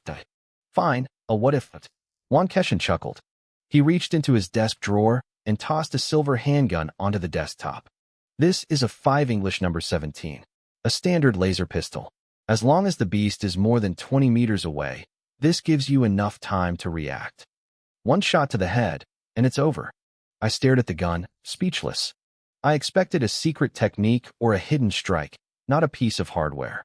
"We live in the interstellar age," Wan Keshin said, his voice turning serious. "Don't be rigid. Whether it's a saber or a laser gun, a weapon is a weapon. Use what works." "You're right, teacher. I understand," I said, nodding. My eyes stayed glued to the gun. Can I hold it?" "Go ahead." I picked it up eagerly, feeling the cold weight of the metal. I closed my eyes, trying to imagine the sensation of firing it. Wan Keshin smiled, looking proud. "You can get a gun license at Body Refinement Level 3. If you're the first in class to reach that level, I'll give this gun to you." To me, a laser gun was a godsend. To a master like him, a pebble thrown from his hand was probably more lethal than a bullet. Using it as a carrot for a student was a smart move. "Thank you, teacher," I said. I opened my eyes and set the gun back on the table without a hint of hesitation. Wan Keshin blinked, confused. A second ago, I looked like I was in love with the thing. Now, I was acting like it didn't exist. He didn't realize the problem. Laser guns were great, but my martial arts space didn't recognize them. If I went back in there empty-handed, the wolf would just shred me again. "Teacher," I said, breaking the silence. "You said I need level 3 for a license. That means if I face a wolf poison now, I can't use a gun. And that beast moves at 50 meters per second with a strike force of over a ton." Wan Keshin's smile faded. "You're at level 1. You want to win without a gun?" "Yes," I said firmly. He looked at me for a long moment, then looked down at his comms device. My wrist buzzed. I opened the new email from him and saw 2 compressed files: Lost Track Steps and Wind Shadow Saber. "These are basic weapon techniques," Wan Keshin explained. "I wasn't going to give these to the class until the second half of the year, but I'm giving them to you now." My heart raced. "If I learn these, I can kill the wolf." "It's not that simple," he countered. "Martial arts techniques have 5 stages: entry, mastery, proficiency, great success, and perfection. If you want to kill a wolf poison at level 1, you need to reach the 4th stage, great success, in the Lost Track Steps." The stages matched the levels on my status panel. I noticed he didn't mention the saber technique. "Just the movement technique?" I asked. "Survival comes first," he said, tapping the desk. "Against an opponent that outclasses you in speed and power, movement is your only chance. Lost Track Steps is designed for shifting and dodging in tight spots. If you reach great success, you can dodge its attacks. Once it misses, it becomes a sitting duck." The fog in my mind cleared. "I understand. Thank you, teacher." "You don't understand anything," Wan Keshin joked, though his eyes were kind. "I'm giving you a theoretical solution. Even for a basic technique, reaching great success usually takes at least 2 years. 2 years? I didn't say anything, but I knew I was different. For a normal person, 2 years made sense. But I had the martial arts space. As long as I could move my feet, I could grind experience. It didn't matter if the wolf was hovering over me. I could practice, die, and repeat. If I spent 24 hours a day practicing those steps, my progress would be terrifying. Think about it," Wan Keshin added. "In 2 years, you'll probably be at level 5. At that point, You could kill a wolf poison with a blunt blade even without special techniques. Cultivation level is the foundation. Even in the new state, they prioritize level over technique. I understand, I said, nodding respectfully. He was right for everyone else, but not for me. With the martial arts space, great success was within my reach. And once I mastered those steps, that wolf was as good as dead.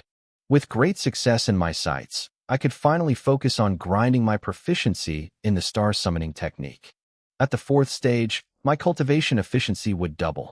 Reaching the 5th level of body refinement wouldn't take 2 years, it wouldn't even take 1. Juan Keshin nodded, ending the lecture. He swiped his finger across his communication device. My wrist vibrated with a sharp chime. A notification popped up, 10,000 credits deposited. My eyes nearly popped out of my head. I stared at the digits on the screen, stunned. This is why I called you here, Juan Keshin said, a smug grin tugging at the corner of his mouth. He looked satisfied with my reaction. That report you filed yesterday was incredibly useful. The 10,000 credits are your reward. I looked up, blinking in surprise. Teacher, do you have a side job at the inspection bureau? Juan Keshin's smile stiffened. His face twitched. What side job? I'm a registered consultant. Yes, a consultant. Right, consultant. I'm just used to working part-time jobs myself. My mistake, I said, offering a quick, apologetic smile.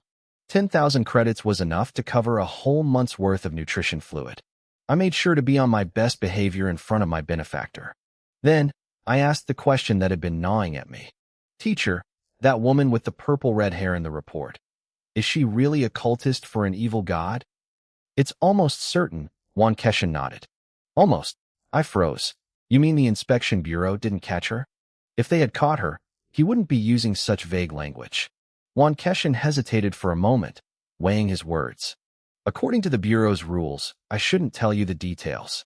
He stopped, realizing that instead of looking disappointed, my eyes were practically glowing with anticipation. I was waiting for the but. He realized then that modern students were far more street-smart than he'd given them credit for. Fine, he sighed.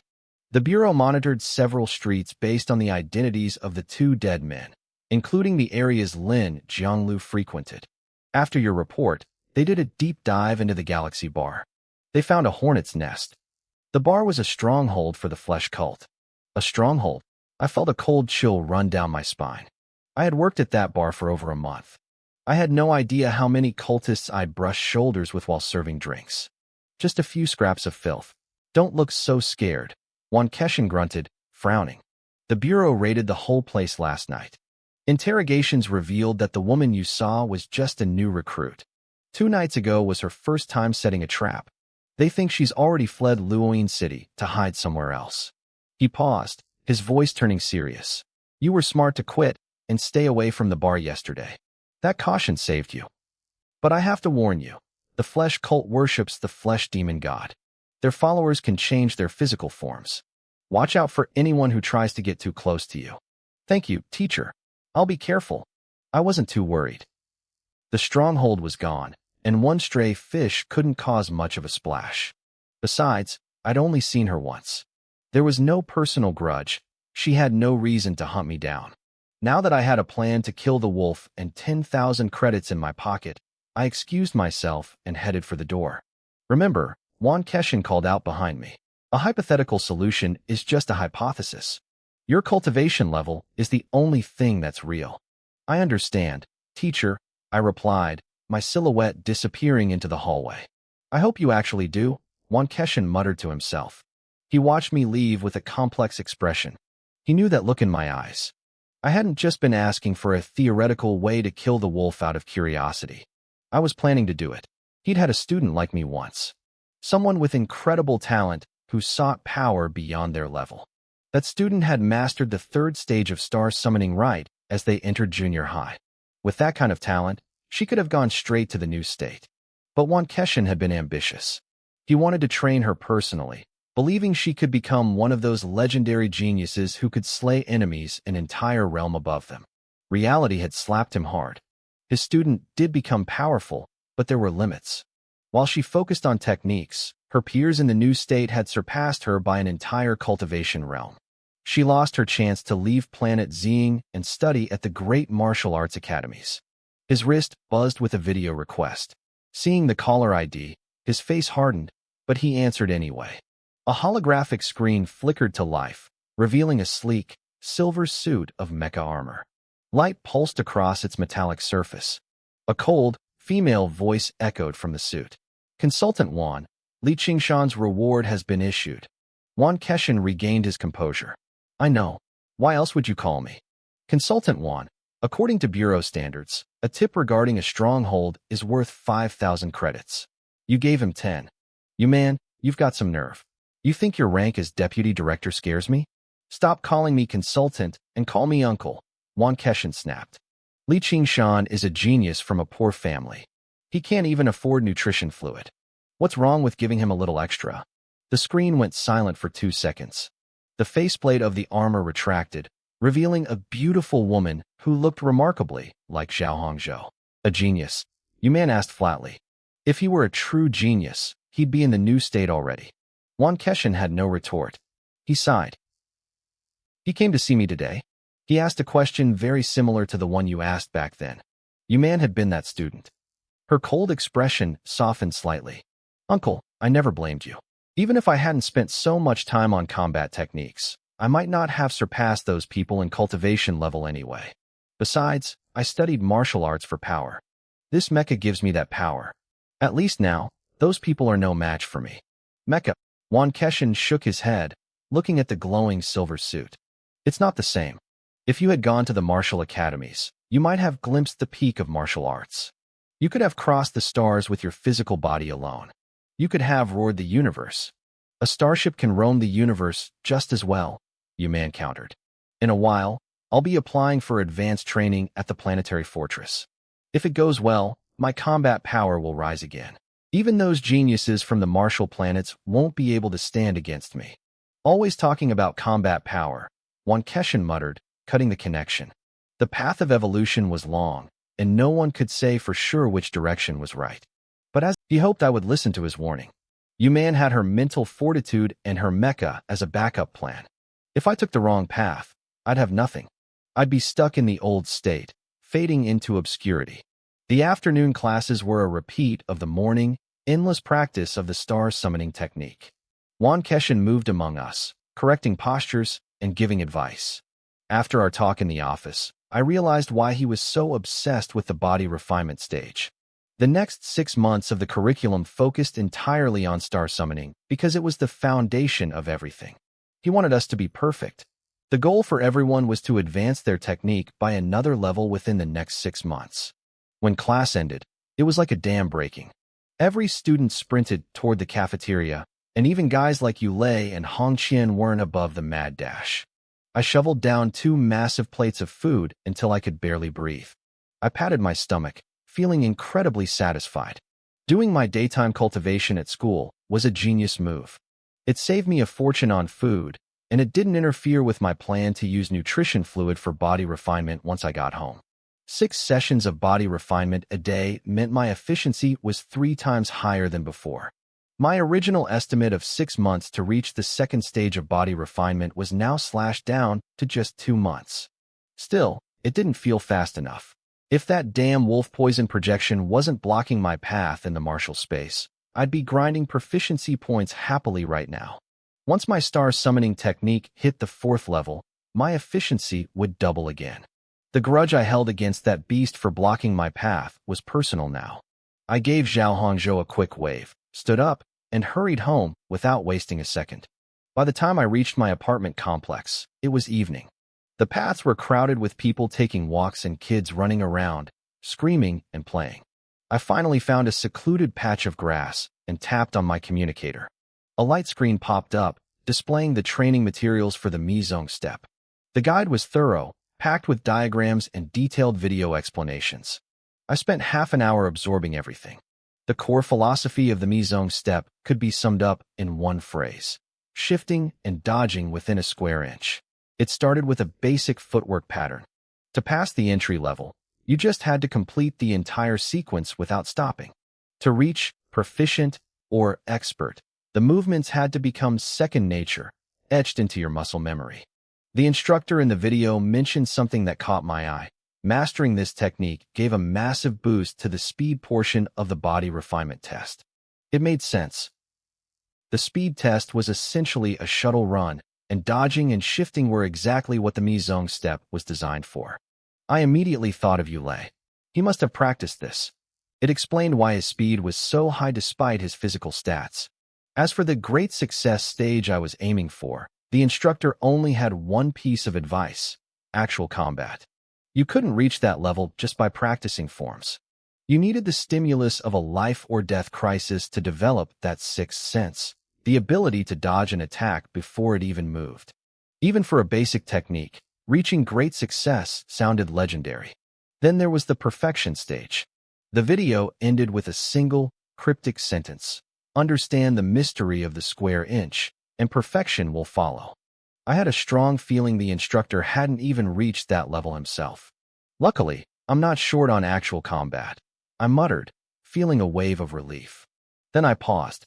Wait, I didn't even need combat intuition. I had my status panel. As long as I ground out the proficiency points, reaching great success or perfection was just a matter of time. Excitement flared in my chest. I started trying the basic steps. I just needed to get the hang of it enough to log it into my panel so I could practice in the martial space. As the sun dipped lower, the elderly and the children began heading home. "Grandma, look at that big brother," a little girl said, pulling on an old woman's sleeve.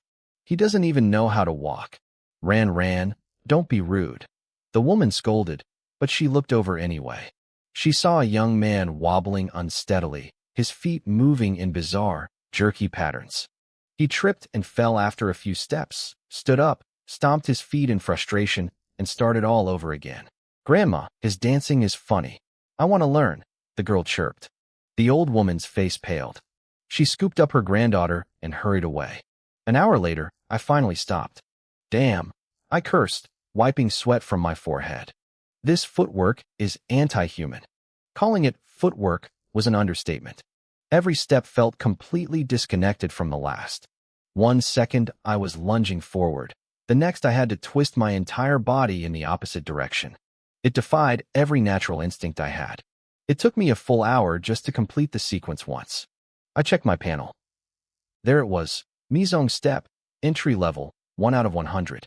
I breathed a sigh of relief and headed home. On the way, I practiced the steps twice more. They were still stiff and awkward, but I didn't fail. Once the panel recorded a skill, it stayed there. For anyone else, one successful attempt wouldn't count as entry level, but for me, it was the green light I needed.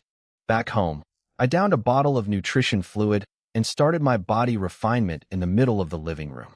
By midnight, I had finished 4 sessions. I was exhausted, the nutrition fluid completely spent.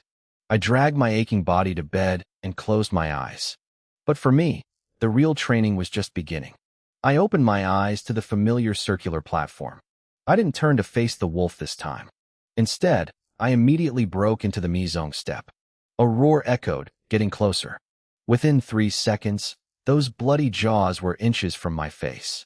I didn't panic. I just focused on the next step in the sequence. My head ended up right in the wolf's mouth. Crunch. My vision went black, like a watermelon being smashed. I blinked, and I was back in the martial space. I didn't hesitate. I picked up exactly where I had left off in the footwork. After dying more than 20 times, I checked the panel again. Mizong step, 2 out of 100. Perfect. Dying didn't reset my progress. As long as I finished the full sequence once, I gained a point. I tried to smile, but the trauma of being eaten alive over and over made it hard to manage. Wolf poison, I whispered into the dark. I closed my eyes again. The next morning, my alarm clock was a violent intrusion. I struggled to open my eyes, which were now shot through with red veins. I was late again. I used to wake up naturally, but the martial space was draining my mental energy. It didn't cost physical stamina, but it didn't count as sleep either. Still, the martial space had a 1/10 time dilation. I could technically use it to rest, but I had a bigger problem to solve first, that wolf. I shook off the grogginess and checked my stats. Mizong step, proficient, 2/500. I had died over 1,000 times last night just to hit the proficient rank. I'd also discovered that at this level, I had to complete the entire sequence twice to gain a single proficiency point. The good news was that the movements were no longer clunky. I was getting faster. Almost there, I muttered, slapping my cheeks to wake up. Give me a few more days, and I'd have this technique at the expert level. Once the Mizong step reached the proficient level, the movements became an instinct. I felt like I might actually have a chance to dodge that wolf's attacks now. I headed to the first high school dance hall for training. Zhao Hongzhou took one look at the red veins in my eyes and gasped. Brother Sean? I thought you quit your job. Why are you still staying up all night? Yu Lei and Hong Qian turned around, curious. It's nothing, I said, waving them off. I just practiced a bit late. Hong Qian hesitated for a moment before asking. Li Qingshan, do you mind telling us how many body refinement cycles you're doing at home? There's nothing to hide, I said, rubbing my temples. 4 cycles. Hong Qian's pupils shrank. He looked ashamed. He could barely manage 2 cycles a night before collapsing from exhaustion. I had more talent, a higher technique level, and yet I was still working twice as hard as him. Yu Lei saw the look on Hong Qian's face and shook his head. Don't overthink it.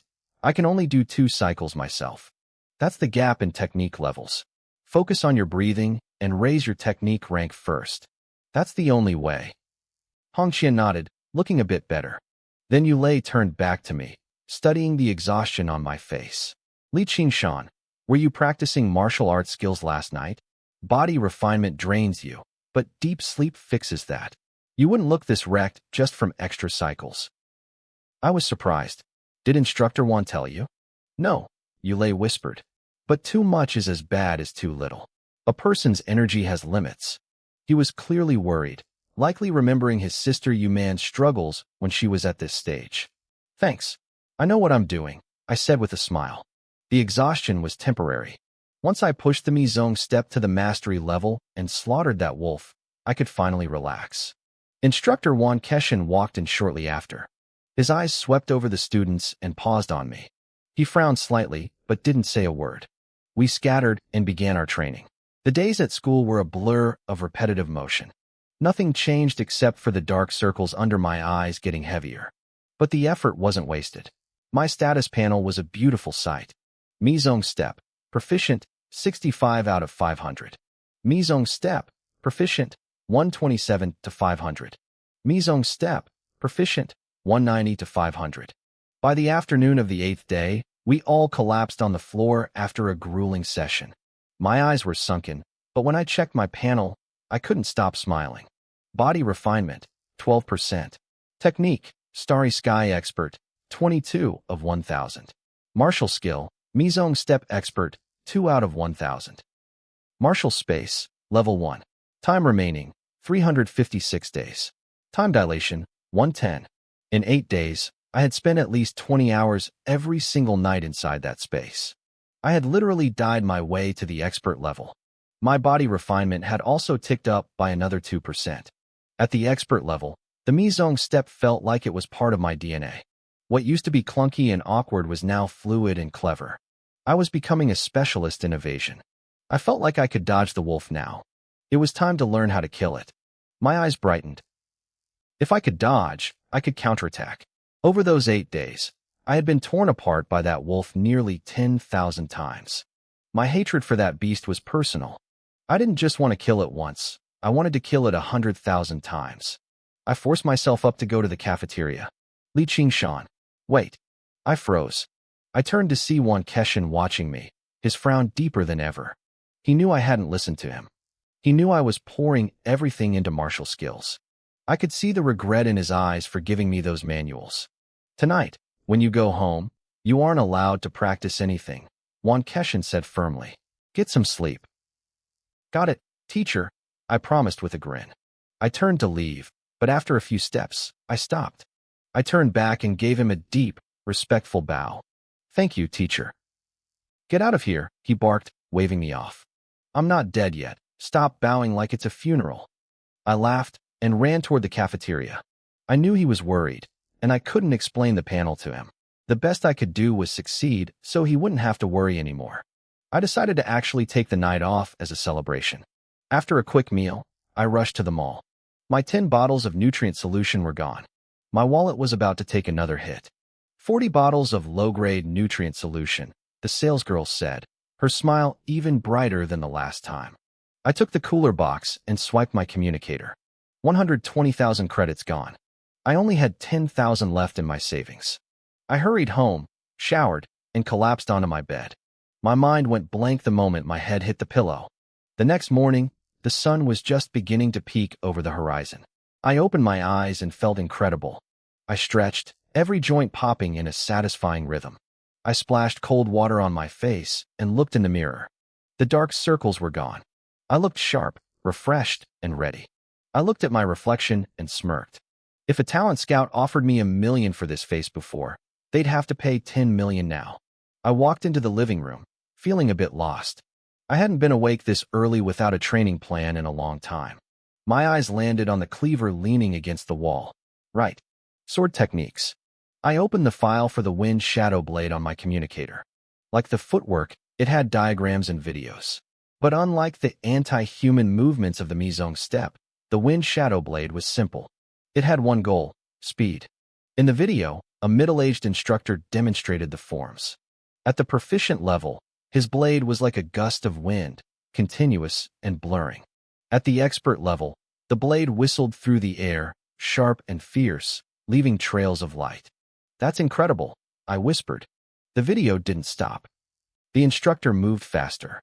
At the mastery level, the blade shadows followed him like a physical presence. The wind generated by the blade surrounded his body, and for a split second, it looked like 3 different blades were striking from 3 different angles at once. My eyes couldn't even track where the real sword was.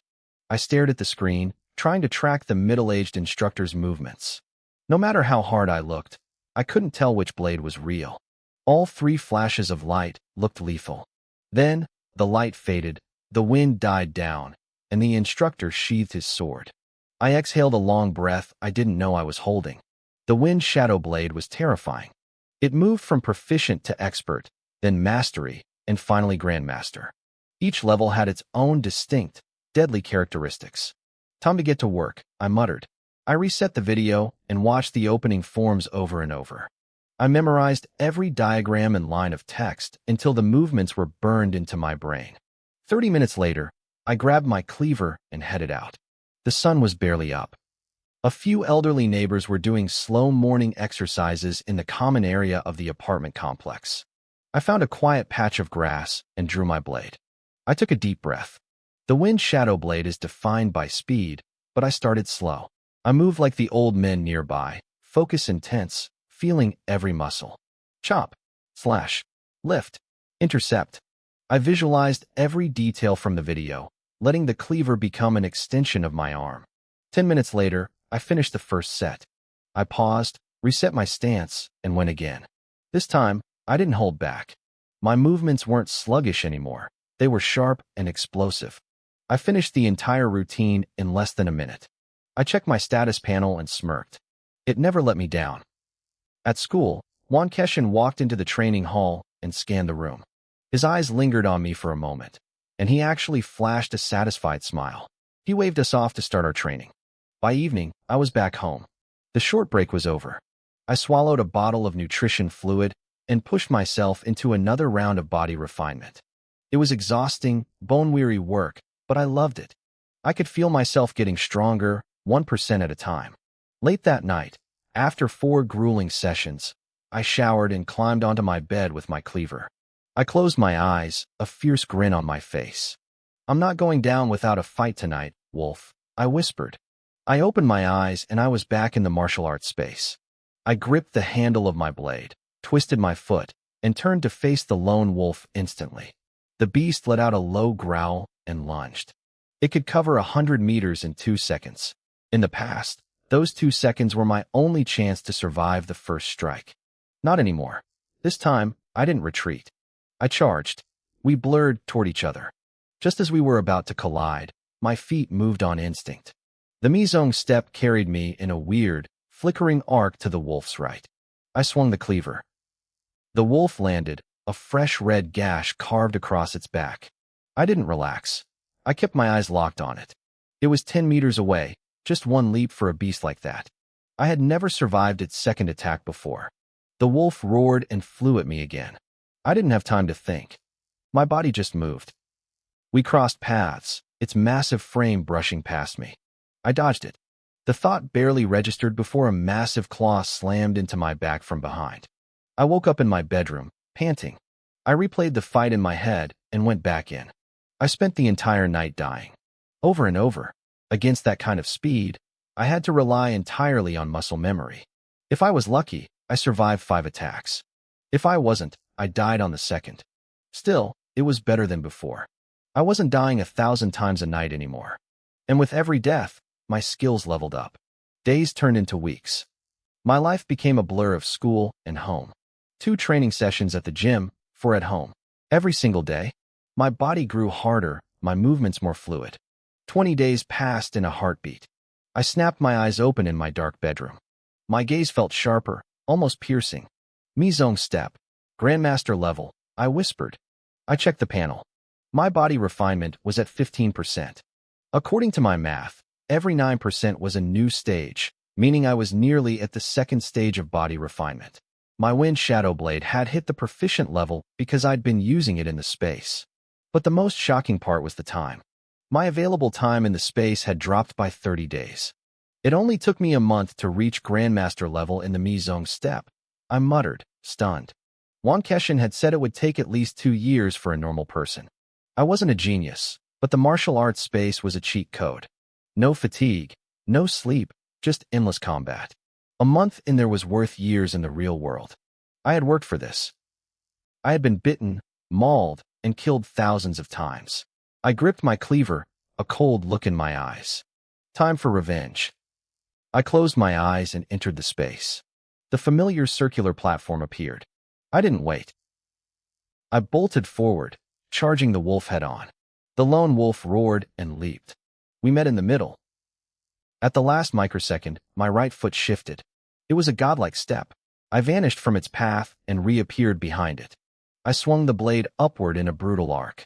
The wolf's roar turned into a high-pitched yelp that cut off abruptly. It landed and spun around, its red eyes wide with shock, hind legs trembling. You forgot how you ended up here, didn't you? I laughed, spinning my blade. Let me help you remember. I charged again. The wolf lashed out in a fury, but I was already gone. I flickered out of its vision, and the beast felt the familiar, searing pain of my blade once more. My cruel laughter echoed behind the beast. Too slow, I whispered. The lone wolf slammed its paws into the ground, launching itself into a high leap to strike behind it. But there was nothing there. It hit the empty air again. Looking for me? I asked, my voice coming from directly behind its tail. I swung my blade again, carving a brutal gash right between its hind legs. The wolf's crimson eyes glowed with a frantic, bloody light. It had gone completely insane. Its limbs moved like a blur, shifting positions constantly, desperate to catch a glimpse of the human haunting it. But no matter how it turned or twisted, I was a ghost. The only thing telling the beast I was still there was the repeated, searing pain blooming in its lower body. It was like a trapped animal or a fly hitting a window, frantic and aimless. I stayed glued to its back, moving as if I were its shadow. I pulled my blade back with calm precision. In that moment, I finally understood what the instructor in the Mizong step video meant by the cicada feels the autumn wind before it moves. The wolf was faster and stronger than me, easily matching a level 5 body refinement expert. But combat isn't a track meet. It doesn't matter how much power you have if you can't hit your target. I predicted every single one of its moves. I didn't need to be faster than the wolf. I just needed to be standing in the right spot before it got there. If I were fighting a human expert at level 5, I might have struggled, but this was a beast. It moved on pure instinct, and instincts are easy to read. As time passed, the wolf's roars grew weak. Its lower half was a bloody mess of shredded fur and meat. Finally, with a wet thud, my long blade ripped through its belly. Its internal organs spilled onto the platform. The wolf gave one final, violent shudder and collapsed. As it lay dying, I finally stepped into its line of sight. I looked down at the monster that had killed me so many times before. I told you I'd kill you 100,000 times, I said, my voice cold. Remember this. This was only the first. You still have 99,000, 999 to go. I gripped my dripping cleaver and watched the corpse dissolve into light.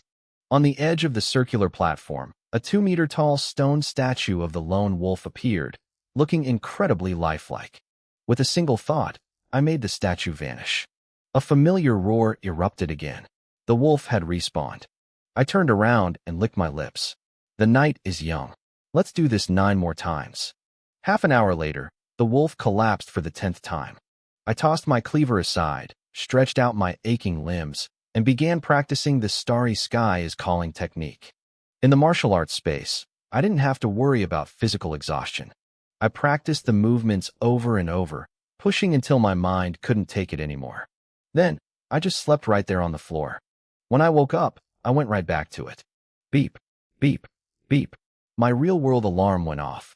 I opened my eyes and immediately checked my status panel.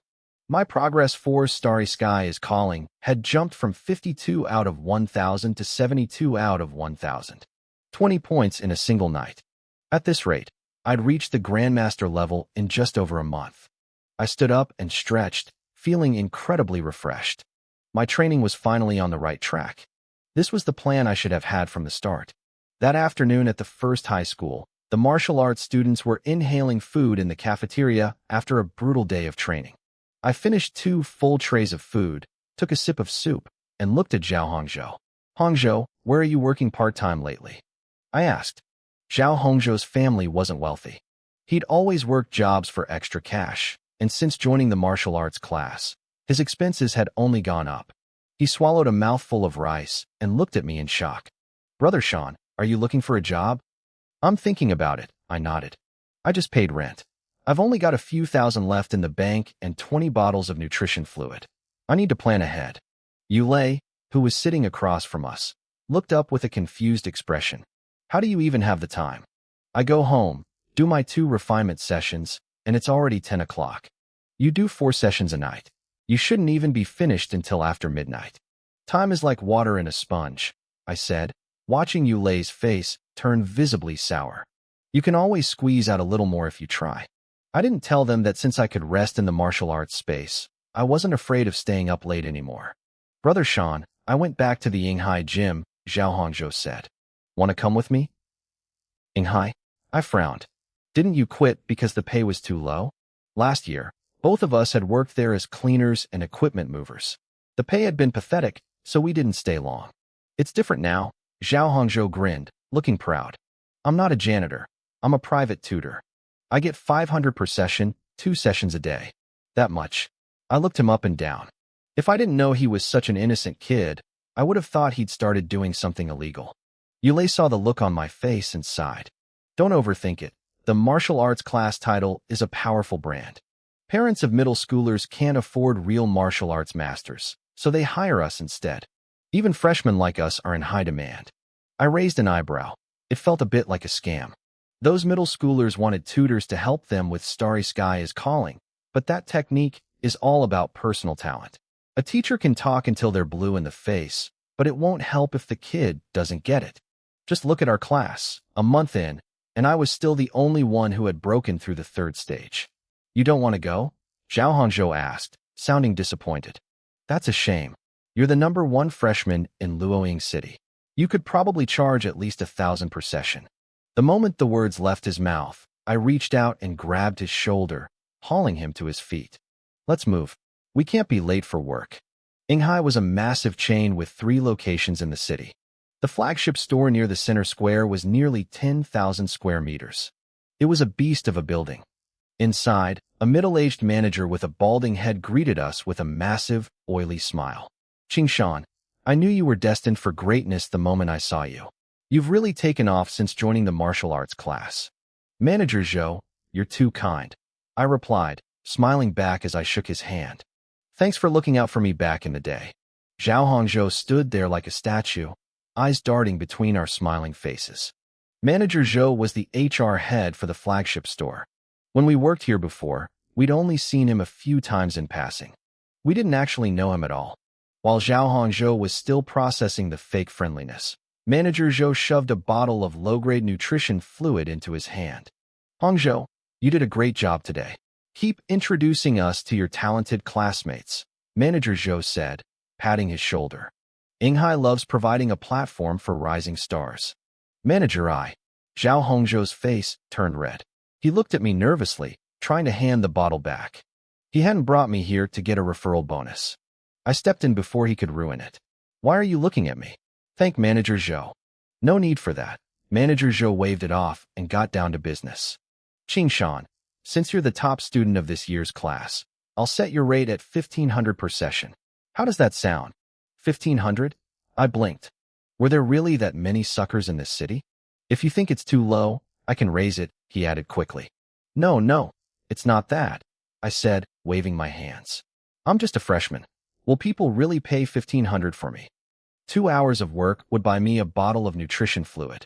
It was a dream job, assuming someone actually booked a class. You're underestimating the value of being number one, Manager Zhou said confidently. Trust me, your classes will be overbooked, and Inghai won't take a single cent of commission. The truly talented fighters all go to the new state. As for the ones who stay here in the old state. He didn't finish the sentence, but I knew what he meant. In this world, if you had a chance to climb, you took it. And if you were the best of the best, people would pay anything just to stand in your shadow. To be honest, most of the instructors around here are jokes. Aside from the dance teachers, they don't have much real skill. In a business like this, marketing gimmicks usually matter more than actual strength. I didn't care how Manager Zhou planned to make his money. As long as it was a win-win for both of us, I was in. A pleasure doing business with you, I said. Just then, a commotion erupted at the front desk. I don't care. You have to change my coach, a high-pitched voice yelled. I paid for lessons to learn how to fight, not to stand around doing calisthenics. I turned my head toward the noise. A chubby kid, maybe 13 years old, was leaning over the counter with his backpack on, refusing to budge. Manager Zhou's face paled. He immediately scurried toward the front desk to handle the situation. I nudged Zhao Hongzhou with my elbow. How are your clients? Are they all as difficult as this little guy? My client is a little girl. She's very obedient, Zhao Hongzhou said, watching the scene with a helpless expression. And honestly, that kid is one of a kind in this gym. I raised an eyebrow. Oh, tell me more. His name is Chao Xiaoyu. He's in 7th grade and obsessed with the idea of being a legendary hero. He gets into fights every day. He's already gone through several coaches, and none of them satisfy him. Clearly, this wasn't the first time he'd caused a scene. I crossed my arms and leaned back, enjoying the show. Whether it was because Chao Xiaoyu came from a powerful family, or because Manager Zhou just had incredible professional patience, the manager kept bowing and scraping, trying to placate him with a smile. But the kid wasn't buying it. Refund? Do I look like I'm here for money? Chao Xiaoyu's face was beet red with anger. He pointed a chubby finger at the gym sign on the wall. Is this how Inghai does business? You don't even have a decent coach. I don't want my money back. I'll pay more. If 1,000 per session isn't enough, I'll pay 1,500. No, 2,000. Just find me a coach worth 2,000 who can actually teach me how to fight. Zhao Hongzhou shook his head. What martial arts? The kid just wants to learn how to scrap. That 2,000 per session rate is tempting, but I don't have the skills to teach him. What a coincidence, I whispered. Before Zhao Hongzhou could react, I walked straight to the front desk. I'll take this job. Qingshan this. Manager Zhou rubbed his hands together, looking hesitant. Zip it. Chao Xiaoyu interrupted, looking up at me with suspicion. You can really teach me martial arts? The real stuff? He started mimicking some clumsy fighting moves that looked more like a comedy routine. I don't know about the real stuff, I said with a smirk. I reached out and gently tapped a dark bruise on his forehead. He winced and pulled back. But I can at least teach you how to win a fight. Chao Xiaoyu clutched his forehead, but a grin spread across his face. Okay, fine. Coach, I'm training with you from now on. The deal was struck, and the problem was technically solved, but Manager Zhou didn't look happy. He looked worried. He leaned in close to me and lowered his voice. Qingshan, you should reconsider. This kid is trouble. He's just a brat, I said, shaking my head. If he's not satisfied, we can just refund him later. I'm not talking about the kid. Manager Zhou's voice rose in frustration. Hey, old man, who are you calling a brat? Chao Xiaoyu jumped up, annoyed. I finally found a coach, Don't you dare ruin it. Manager Zhou ignored him and looked me dead in the eye. The coach Chao Xiaoyu is ditching is named Yuzhua. He's a second-year student in the martial arts class. You're senior. I straightened up. The martial arts class lasted 3 years. Anyone could get in the first year, but to stay for the second year, you had to be at least at the third stage of body refinement. A senior, huh? I'm used. Yuzhua is strong, then. But it's not like I'm stealing his client. The kid wants to switch. Yuzhua is at the third stage, Manager Zhou said, giving me a pointed look. To him, being the top freshman was just a title. It didn't mean I could stand against someone with a year of advanced training under their belt. He saw that I wasn't looking nervous and sighed. It's not just about the client. Yuzhua has a very dominant personality. When he finds out, he'll come looking for a sparring match. Our gym can't stop private fights between martial artists, and as long as no one is permanently crippled, the authorities won't care either. You're both in the same program. You won't be able to hide. He explained that he'd planned to just refund the kid to avoid offending Yuzhua. No other coach in the gym was willing to provoke a second-year student over one contract. Coach Yu is a bit scary, Chao Xiaoyu admitted, shrinking back slightly. But then he set his jaw. I'm switching anyway. I just won't ask for a refund on the lessons I have left with him. It's not about the money, kid, Manager Zhou groaned. It's about face. You were paying Yuzhua 1,000, and now you're paying a freshman 2,000. That's a slap in the face to him. Chao Xiaoyu ruffled his hair, looking frustrated. I just want a new coach. Why is this so complicated? It's not complicated at all, I said, laughing as I patted the kid's head. I'm not Yuzhua's father. I don't need to worry about his face when I'm taking a job. I turned to Manager Zhou. Is Yuzhua in the gym right now? Yes, Manager Zhou nodded blankly. Lead the way, I said casually. I happen to be in the mood for a spar.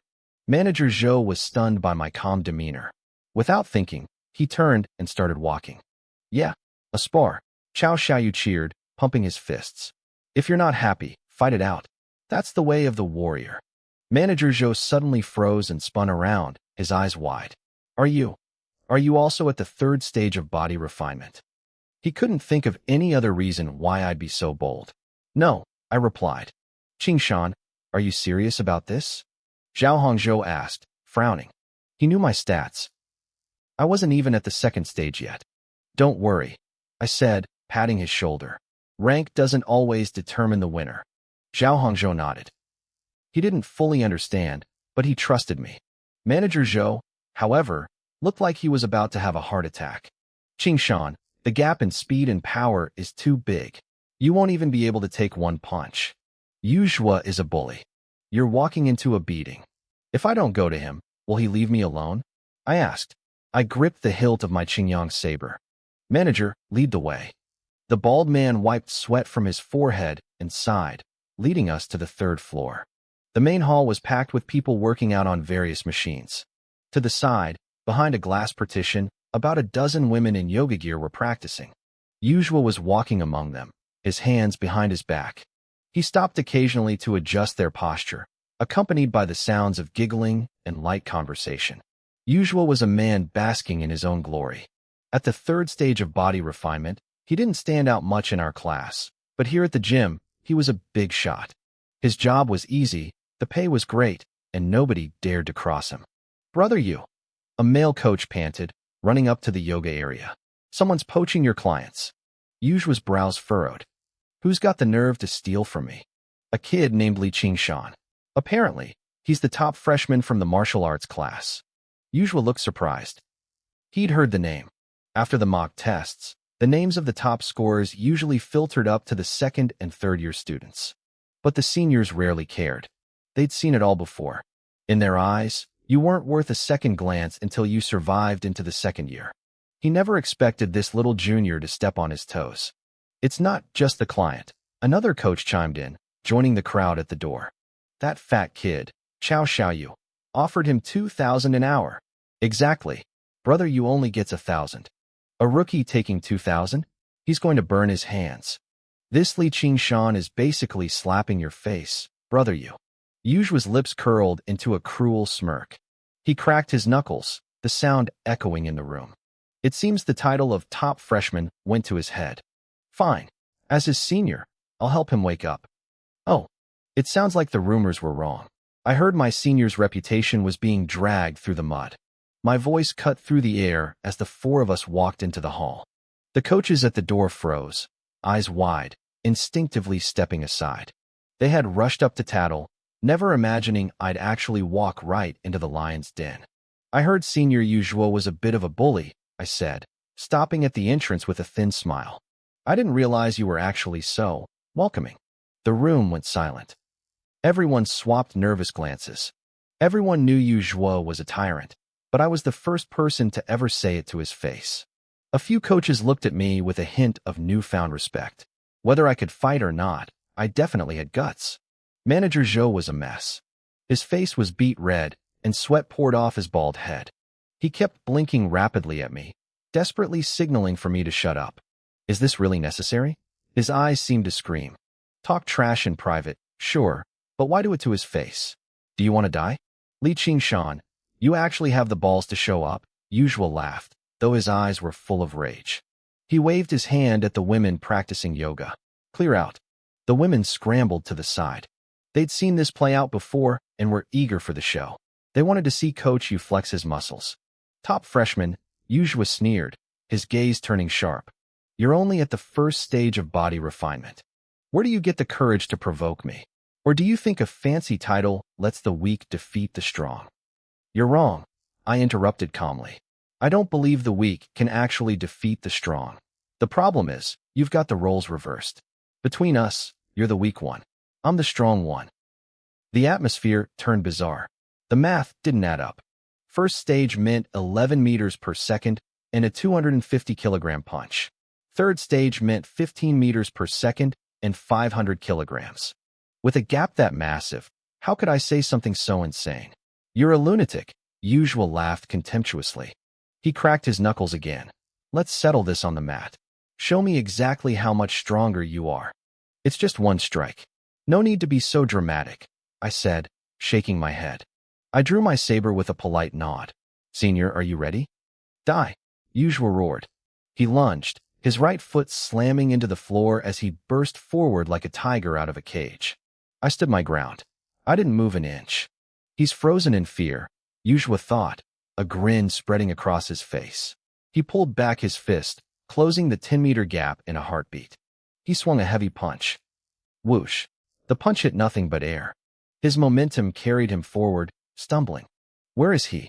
Usual gasped, staring at the empty space in front of him. He was completely lost. It had only been a second. How could I vanish from right under his nose? Then he noticed the expressions of the coaches and Manager Zhou. Their eyes were bulging, faces pale with disbelief. They weren't looking at him. They were looking behind him. He's behind me. Usual reacted instantly, trying to spin around. Slash. A cold blade whistled through the air, tearing right through the crotch of his pants. Usual's legs went cold. The strength vanished from his knees, and he collapsed into a kneel. The blade had only flashed for an instant, but that bone-chilling coldness seeped into his pores and crawled straight to his heart. He sat there, shivering, his lips trembling. 1 inch closer, and he would have been a eunuch. Phew. Close call. I exhaled, sheathing my saber. I owe you one, Senior. Sorry about that. Habit took over, and I almost didn't stop in time. The entire gym fell into a deathly silence. Nobody seemed to remember how to blink. I had won. It was over in a single exchange. This didn't just defy their expectations, it shattered their entire understanding of martial arts. Was this how it worked? A first-stage student beating a third-stage student this easily? There was no bloody brawl, no desperate struggle. I had simply stepped past him, drawn my blade, and he was down. Coach, that was incredible. Chao Xiaoyu was the first to snap out of it, jumping up and down with excitement. This was the kind of martial arts he wanted to learn. The others looked on with complicated expressions. Only now did they realize that when I called him weak, it wasn't arrogance. It was a fact. If I had wanted to, I could have cut him in half before he even knew I was there. Martial techniques, Zhao Hongzhou muttered, identifying the secret. He remembered I'd been practicing, but he hadn't realized I'd reached such a terrifying level. Techniques. Usual repeated the word, looking up at me. His face was pale, his eyes filled with even more bitterness than before. Your Mizong steps, they're at the Grandmaster level? Only a Grandmaster level movement technique could allow someone to vanish like that. But a freshman who had only been in class for a month? It sounded like a fairy tale. Yuzhua had been practicing the same steps for 6 months and was barely proficient. I just smiled at his desperate gaze and walked right past him toward Manager Zhou. The problem is solved. Arrange a room for my class. Yes, right away. No problem. Manager Zhou stammered, wiping the sweat off his head. His hand came away soaking wet. The little rich, he booked 30 days of lessons, 2 hours every evening. 120,000 yuan hit my bank account instantly. Up on the 4th floor in a private training room, I picked up a wooden practice saber and tossed it to Cao Xiaoyu. I'll start by teaching you saber techniques today. If you master this, you can win even with a wooden blade. Basic martial techniques weren't restricted, anyone could learn them. Since the kid liked to fight, I figured I'd hook him with the cool stuff first to get him motivated. Saber techniques? Cao Xiaoyu caught the blade, looking conflicted. What? You don't want to learn? I asked, raising an eyebrow.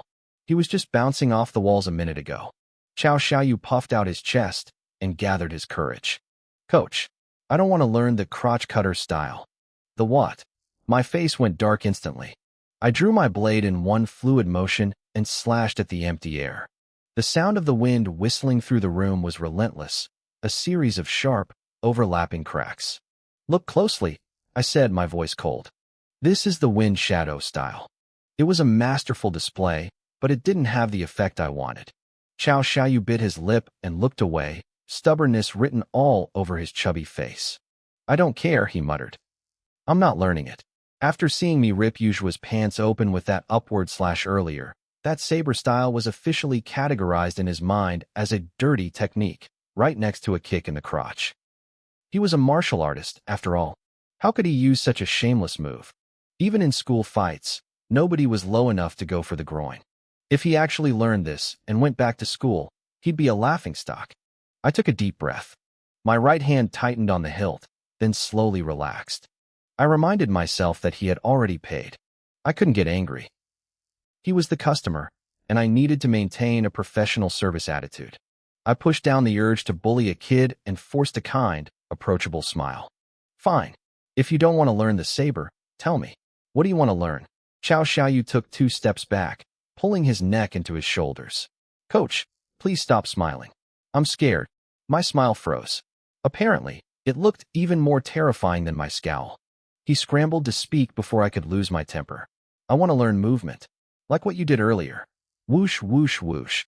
The little fat kid started making his own sound effects, hopping around on his thick legs. As he bounced, a roll of belly fat peeked out from under his shirt. I gripped my saber hilt again, a vein throbbing in my forehead. A little butterball like this wanted to learn high-level movement techniques? A minute later, Cao Xiaoyu finally stopped jumping. Sweat was beaded on his forehead, and he was panting hard, but his eyes were glowing with excitement. Coach, can I? I stared into those eager eyes for a moment, then finally let out a genuine laugh. Sure, why not? I pulled up my communicator and projected the data for the Mizong steps onto the wall. For the next 30 minutes, I broke down the key footwork patterns and demonstrated the forms a few times. Then, I let him loose to practice on his own. The training room was spacious, and Cao Xiaoyu spent most of his time tripping over his own feet and crashing into the floor. But his excitement never wavered. Every time he fell, he scrambled back up and kept going. He actually had some grit. I leaned against the wall and sat on the floor, nodding to myself. I'd only agreed to teach him this because I didn't want to crush his spirit, but watching him stumble every 2 steps, I knew I could stop worrying. I closed my eyes. I'd done my job. Now it was time to slack off and train myself. My consciousness slipped into the martial space.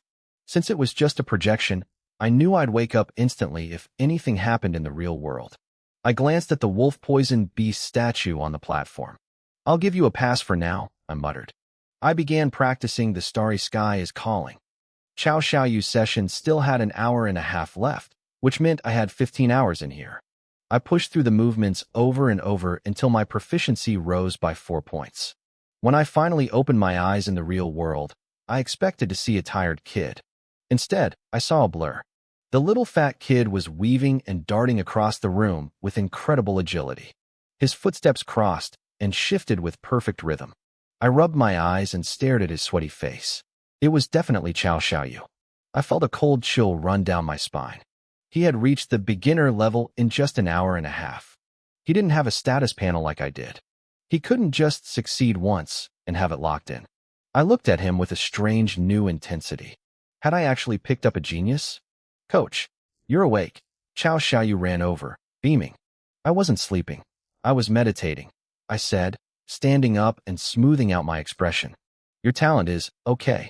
You've barely reached the beginner stage. It should be enough for you to go back to school and get your revenge.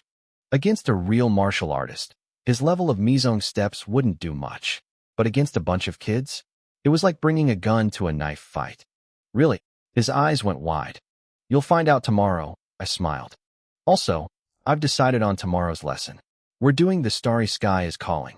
The excitement vanished instantly. His face fell. Coach, I don't want to do radio calisthenics. You don't have a choice, I said firmly, turning to leave. The threshold for the new state was reaching the third stage of that technique before graduating middle school. If this kid really was a genius, I wasn't going to let him waste his life. I took his tuition, so I was going to be a responsible teacher. The next day at noon, the martial arts hall was nearly empty during the break. I sat in a corner, leaning against a soft mat with my eyes closed. An hour passed before I checked my panel. The Starry Sky is Calling, 98/1000 proficient. My proficiency had jumped 2 points. I realized I couldn't waste my daylight hours either. I'd gotten the idea while slacking off during Xiao Xiaoyu's lesson. With the 10-to-1 time ratio in the martial space, even a 6-minute break in reality was enough for one full practice session. If I could get 20 points every night and another 10 throughout the day, I'd hit the next level in a month. I was satisfied with the math, but then I looked at my available time in the space, 323 days. My brow furrowed. Every point of proficiency required about 4 hours of practice. 30 points a day meant using 120 hours, or 5 days of space-time. Plus, I needed time for actual sleep to recover my mental energy. For every 1 day that passed in reality, I was burning 6 days of available time. At this rate, I'd run out before I reached the peak. I needed more time, which meant I needed to kill more monsters. But where could I find them? Once you've experienced the super speed of the martial space, you never want to go back to normal training. A hulking figure walked through the front door. I locked my eyes on him. After the afternoon's physical conditioning, the students were collapsed on the floor. Juan Keshin walked over to me, his hands behind his back. Kid, if you have something to say, just say it. Stop doing that. I'd been staring at him since the moment he walked in. It was clearly making him nervous. Was it that obvious? I laughed sheepishly. Teacher, I wanted to ask, where did that wolf-poison beast from the first class come from? Juan Keshin's expression shifted. He looked at me like I was mentally ill. From the rectal slashing incident on day 1 to me asking how to solo a monster, nothing I did was normal. He thought I'd finally settled down over the last 2 weeks, but here I was, giving him a new surprise. Don't overthink it, teacher, I said quickly. I'm just curious about the beasts from the Star Realm. I want to learn more. Curious? Juan Keshin gave me a half smile. Once you get to the new state, you'll have all the time in the world to be curious. For now, just focus on your training. The new state. I paused, testing the waters. So, that wolf was brought in from the new state. Of course, he said. Unless some evil god's power is at work locally, that's the only place they come from. Ordinary beasts can't break through the spatial barriers of the Star Realm on their own. Juan Keshin explained it simply. He told me that new state is actually suppressing a world gate, and that wolf-poisoned beast from class had been dragged right out of it. A world gate. My heart skipped a beat. I remembered reading about this in my textbooks.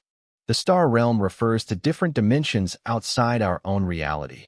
Unknown sizes, unknown numbers. The only thing we know for sure is that every monster threatening the human federation comes from there. The world gates are the entrances. But the textbooks never mentioned that a gate existed right here in New State. My mind raced.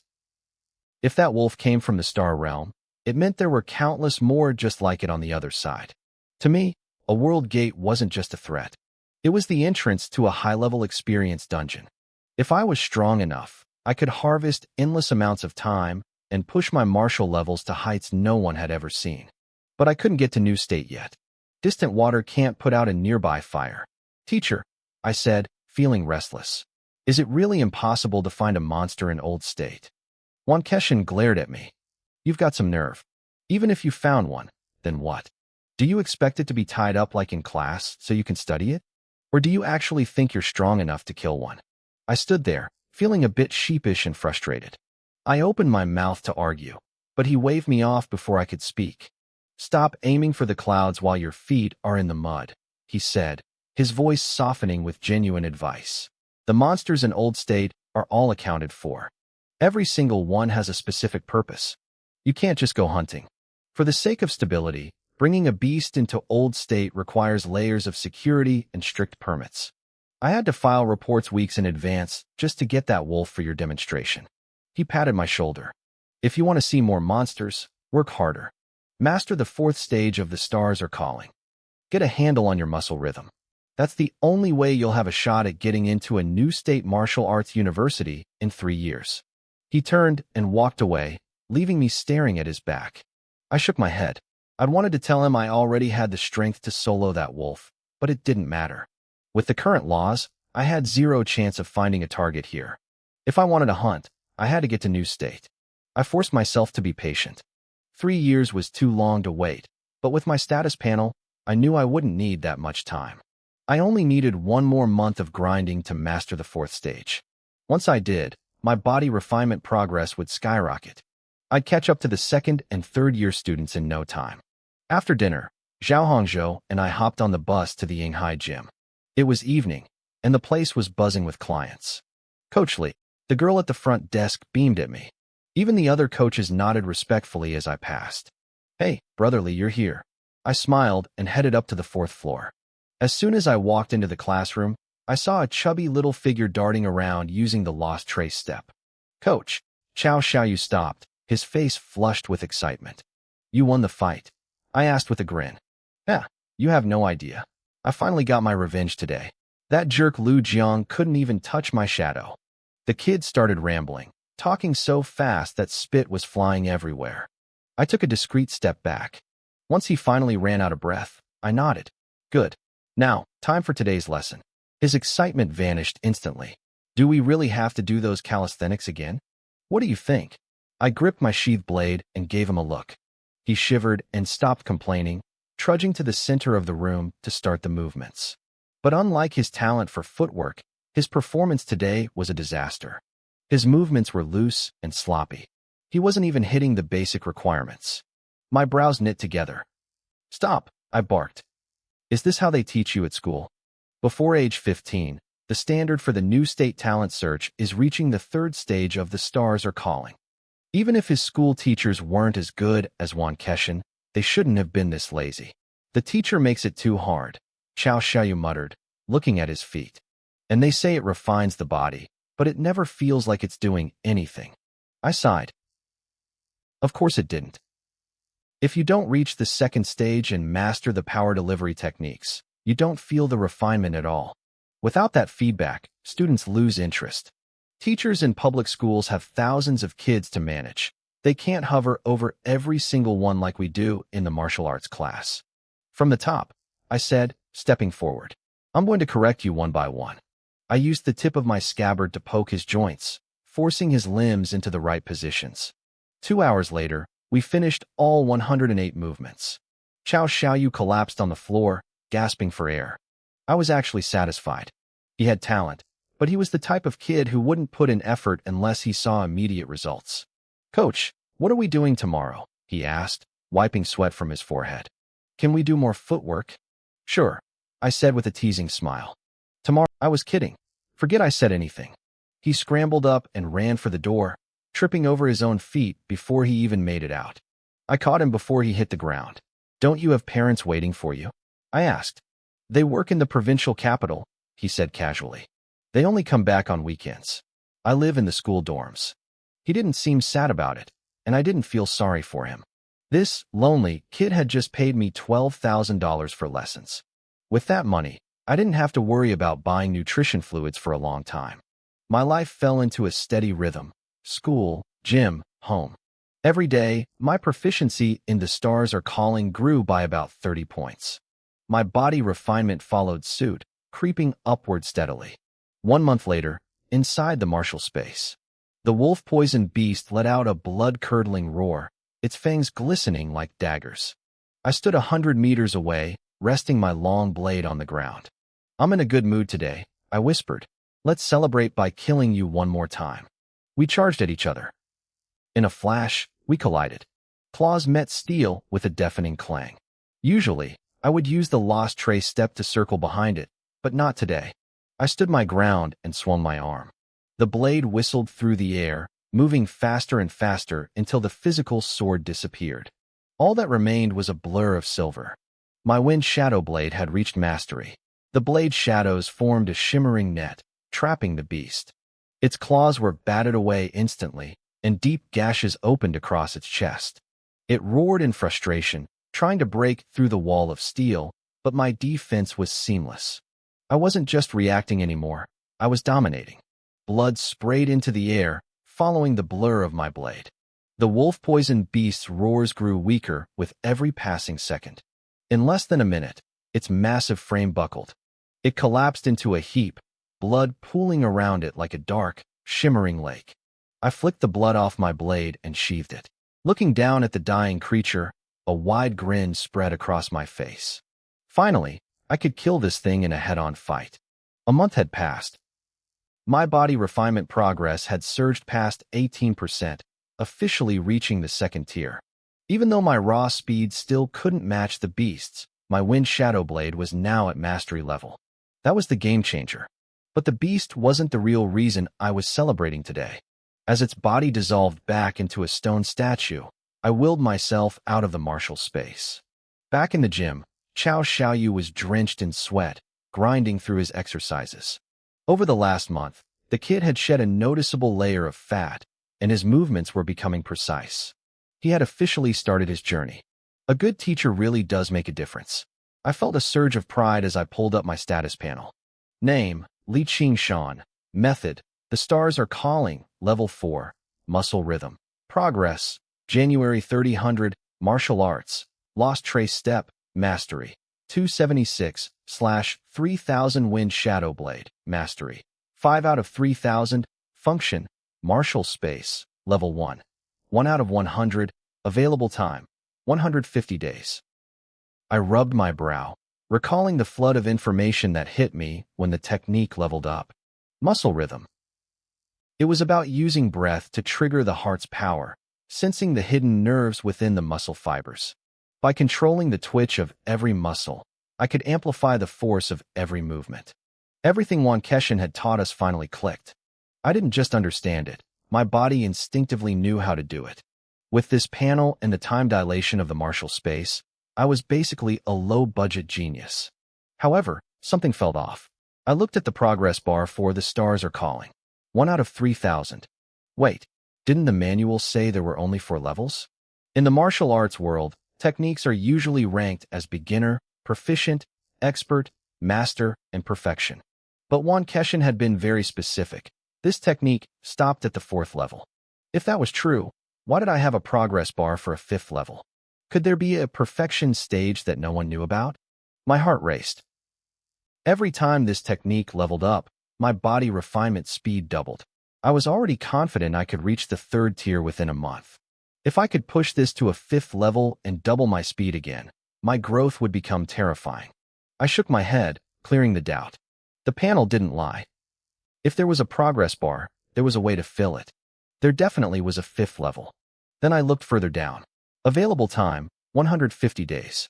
My excitement cooled instantly. 3000 points of proficiency was a mountain, and 150 days was a drop in the bucket. To get more time in the space, I needed to kill monsters. But in the old state, monsters were extinct. Finding one was like finding a needle in a haystack. Coach, are you awake? I snapped out of it and looked at Chao Xiaoyu. The kid was slumped on the floor, gasping for air. What's wrong? I asked. Haven't had enough for today? No, he wheezed, waving his hands frantically. He shuffled over to me, looking like he had something on his mind. Spit it out, I said. He looked up at me, his voice dropping.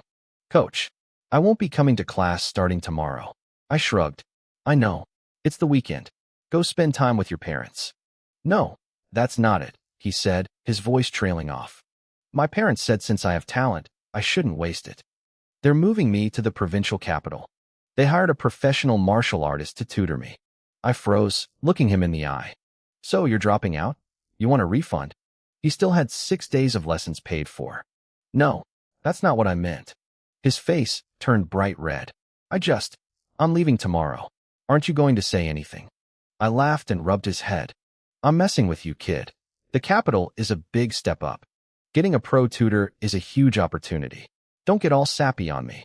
Just make sure you get into the new state so we can grab a drink later. He had talent, and with better resources, he might hit the 3rd tier in less than a year. Yeah, he puffed out his chest. A real man keeps his word. Coach, I'll work hard. I'll see you in the new state. I patted his shoulder and grabbed my blade, turning to leave. But a hand caught my sleeve. The kid was back to his usual, mischievous self, a greasy grin on his face. Coach, since I'm leaving tomorrow, can you take me out to see the world one last time? I squinted at the 13-year-old. What exactly do you want to see? Coach, have you heard of the Silver Gray Hotel? He whispered. I heard things get pretty wild in there. My grip tightened on my sword hilt. I knew the place. It was a luxury hotel for the elite. I didn't realize this kid was so well-informed. I felt like I needed to give him one final lesson on morality. Oh, tell me how wild. I asked, my voice dropping an octave. He didn't notice the danger. He rubbed his hands together excitedly. I heard the 3rd basement level holds underground fights. There's a match tonight. Not interested, I said flatly, turning away. Underground boxing? A waste of time. But I wanted to see what a real beast looks like, he shouted at my back, sounding heartbroken. Whoosh. A gust of wind hit his face. Before he could blink, I was standing right in front of him again. Next time, I said solemnly, lead with the important part. He blinked, stunned. The important part. The beast, I clarified. You can see a beast at the Silver Gray Hotel? Yes. Exactly, he nodded rapidly. I got a tip. They smuggled in a monster for a special pit fight tonight. A pit fight. I looked at the kid's shining eyes and thought about my empty Marshall space timer. Fine, I said. I'll take you. A place like this shouldn't have that kind of power. If the Silver Gray Hotel really had access to beasts, my instructor, Juan Keshin, would have mentioned it when I asked him a month ago. I didn't know where Chao Xiaoyu got his insider info, and I wasn't even sure if it was true. But I figured it wouldn't hurt to check it out. It was just a bit of time, and if there really was a monster down there, I couldn't help but let a small smile tug at the corners of my mouth. Coach, you're smiling really weirdly. It's scary, Chao Xiaoyu said, shrinking back. Stop talking and get us a taxi, I barked, grabbing the chubby kid by his collar and dragging him downstairs. The Silver Gray Hotel was located in the southwest of Luoyang City, about 10 kilometers from the center. The area was still being developed, surrounded by half-finished construction sites and dark, empty lots. At night, it felt desolate. The only thing standing out was the hotel building itself, glowing brightly against the pitch-black sky. A taxi pulled up in front of the lobby. A doorman with a practiced smile stepped forward and opened the door. Chao Xiaoyu jumped out before the car even stopped. We're here for the fights. Where's the arena? The doorman's face froze for a split second before his professional mask slid back into place. Young man, we are a legitimate hotel. We don't have the kind of fights you're looking for. How can you not have them? Chao Xiaoyu yelled, spit flying. I did my homework. It's on the 3rd basement level. I'm afraid you're mistaken, the doorman replied, his smile unwavering. Our parking garage only has 2 levels. There is no 3rd floor. Liar. You're lying. Chao Xiaoyu started hopping up and down in frustration, but the doorman was like a stone wall. Clang. The sound of metal sliding against metal cut through the air. I stepped out of the car, my cleaver half drawn from its sheath. I looked at the doorman, whose smile was now looking very brittle. Lead the way, I said flatly. Right this way, sir, the doorman whispered. He bowed slightly and turned without another word. Chao Xiaoyu stared, his face turning bright red with indignation. Are you kidding me? Why didn't he listen to me? That jerk. Keep up, I said, patting the back of his head. If every middle schooler who walked by could get in, this place would have been shut down years ago. Instead of going through the main lobby, the doorman led us around the back of the building. Sir, the arena is indeed on the third basement level, he explained. But it's not under the hotel itself. It's beneath the parking lot in the back. I nodded, keeping Chow Xiaoyu close. The rear parking lot was dim, lit only by a few flickering street lamps. As we approached, a skinny, rat-faced middle-aged man saw us, and his eyes lit up. He hurried over, bowing and scraping. Boss, what do you like to play? Let me show you around, the man chirped. The doorman clearly knew him. Sir, this is Chunin. He'll take it from here. I waved the doorman off and looked at Chunin. You have a casino down there too? The way Chunin acted reminded me of the junket guys I'd heard about in my past life. People who lived off commissions from high rollers. Boss, you didn't know? Chunin asked, looking surprised. Chow Xiaoyu was losing his patience. We're here for the monster fights. Move it. Understood, understood. Chunin nodded vigorously, leading us toward a small booth that looked like a guard shack. The parking lot has 3 levels underground. The first 2 are for gambling. The fights are on the third. Do you have a favorite fighter yet? I can help you place bets. My info is the best in the city. Your info is good, huh? I raised an eyebrow. Then tell me, how many people down there are above level 5 body refinement? Boss, you've got to be joking. Chunin let out an exaggerated laugh. Luoying isn't a provincial capital. Aside from the third-year martial arts students, where would you find level 5 experts? And those kids? They've already signed contracts with big corporations before they even graduate. They wouldn't set foot in a place like this. Chow Xiaoyu groaned, rubbing his hair. I thought this was going to be exciting. It's just a bunch of weaklings fighting. Hey, don't say that, kid. Chunin said quickly. Even if their level isn't high, they're still way beyond normal people. The raw, bloody combat is where the real thrill is. If you watched real masters, their hands would move faster than your eyes could follow. You wouldn't see a thing. I chuckled. You seem to know a lot. A little. Chunin smiled, then leaned in closer. Actually, the Silver Gray Arena has an ace. He's listed as level 4, but he's never lost to another level 4. Even when it looks like a hard win, he never actually gets hurt. I suspect he's secretly level 5. If you bet heavy on him, you'll win big. Is that so? I didn't take the bait. Instead, I asked, what's the security like? A place this big must have laser rifles, right? Chunin froze. His eyes darted to the cleaver in my hand. Boss, why are you asking that? Nothing. Just curious, I said casually. A place like this existed outside the rules. To a law-abiding citizen like me, everyone here was a potential enemy. It was only natural to scout the opposition. So far, it didn't seem like a problem. But Chunin was clearly spooked now. He went quiet, his face pale. Don't overthink it, I said, trying to put him at ease. We're really just here for the beast fight. Beast fight? Chunin blinked. Boss, what kind of beast are we talking about? A monster, I said. I frowned as Chunin's face filled with genuine shock. As a guy who worked the floor, there was no reason for him to be unaware of a major event unless. How could the Silver Gray have a monster? Chunin stammered. Boss, where did you hear this? This isn't right. He started pacing back and forth, looking genuinely terrified. My frown deepened. Was the hotel keeping this a secret even from their own people? Or was the kid's info just garbage? What's the big deal? Chow Xiaoyu snapped. I worked hard to find this out. There's definitely a beast fight tonight. You don't know anything. Chunin snapped back, forgetting his professional manners. Silver Gray is a small-time operation. They don't have the connections to get a monster. Besides, monsters bring the inspectors. If the authorities find out. Chunin looked at me, his face dead serious. Boss, I'm not taking this job. Listen to me.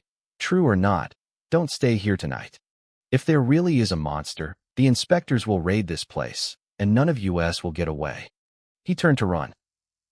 Ching, a cold blade pressed against his shoulder. Chunin froze mid-step. You're a sharp one, I said softly behind him. Chunin started shaking. Cold sweat poured down his back. Boss, what is this for? Just making sure you stay calm, I said, sheathing the blade. I looked him in the eye.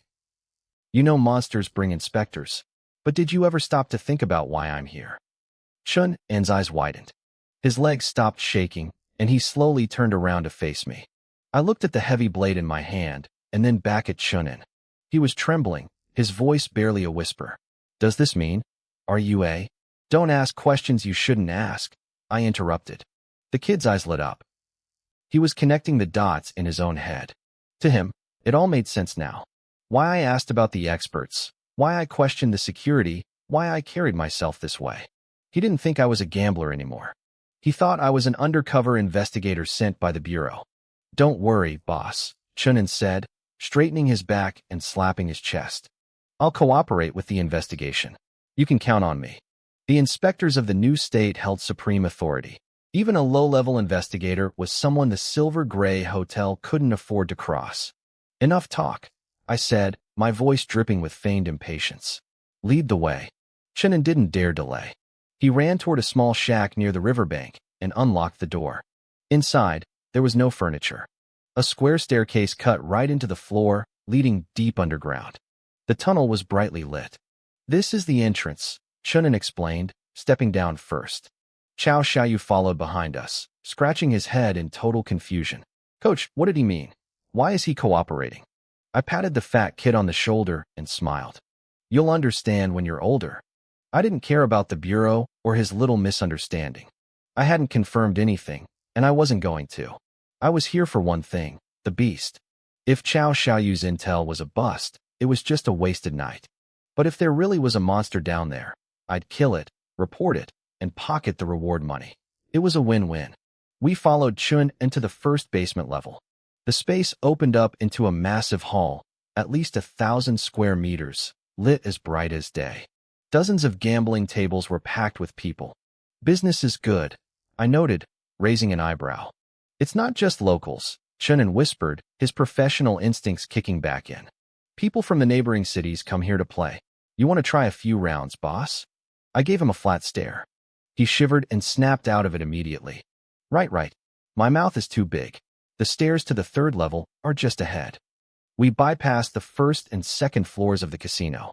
At the bottom of the next flight of stairs, a pair of heavy iron doors blocked our path. Two massive guys in black suits stood guard. Chunin hurried forward, bowing and scraping. Gentlemen, these are regular customers of mine. They want to see the third floor tonight. Be a pal and let them in. The guards glanced at Chao Xiaoyu, then lingered on the blade in my hand. They didn't say a word. They just heaved the doors open. A wave of deafening noise crashed over us. I frowned and stepped into the third basement level. Unlike the floors above, the lighting here was dim.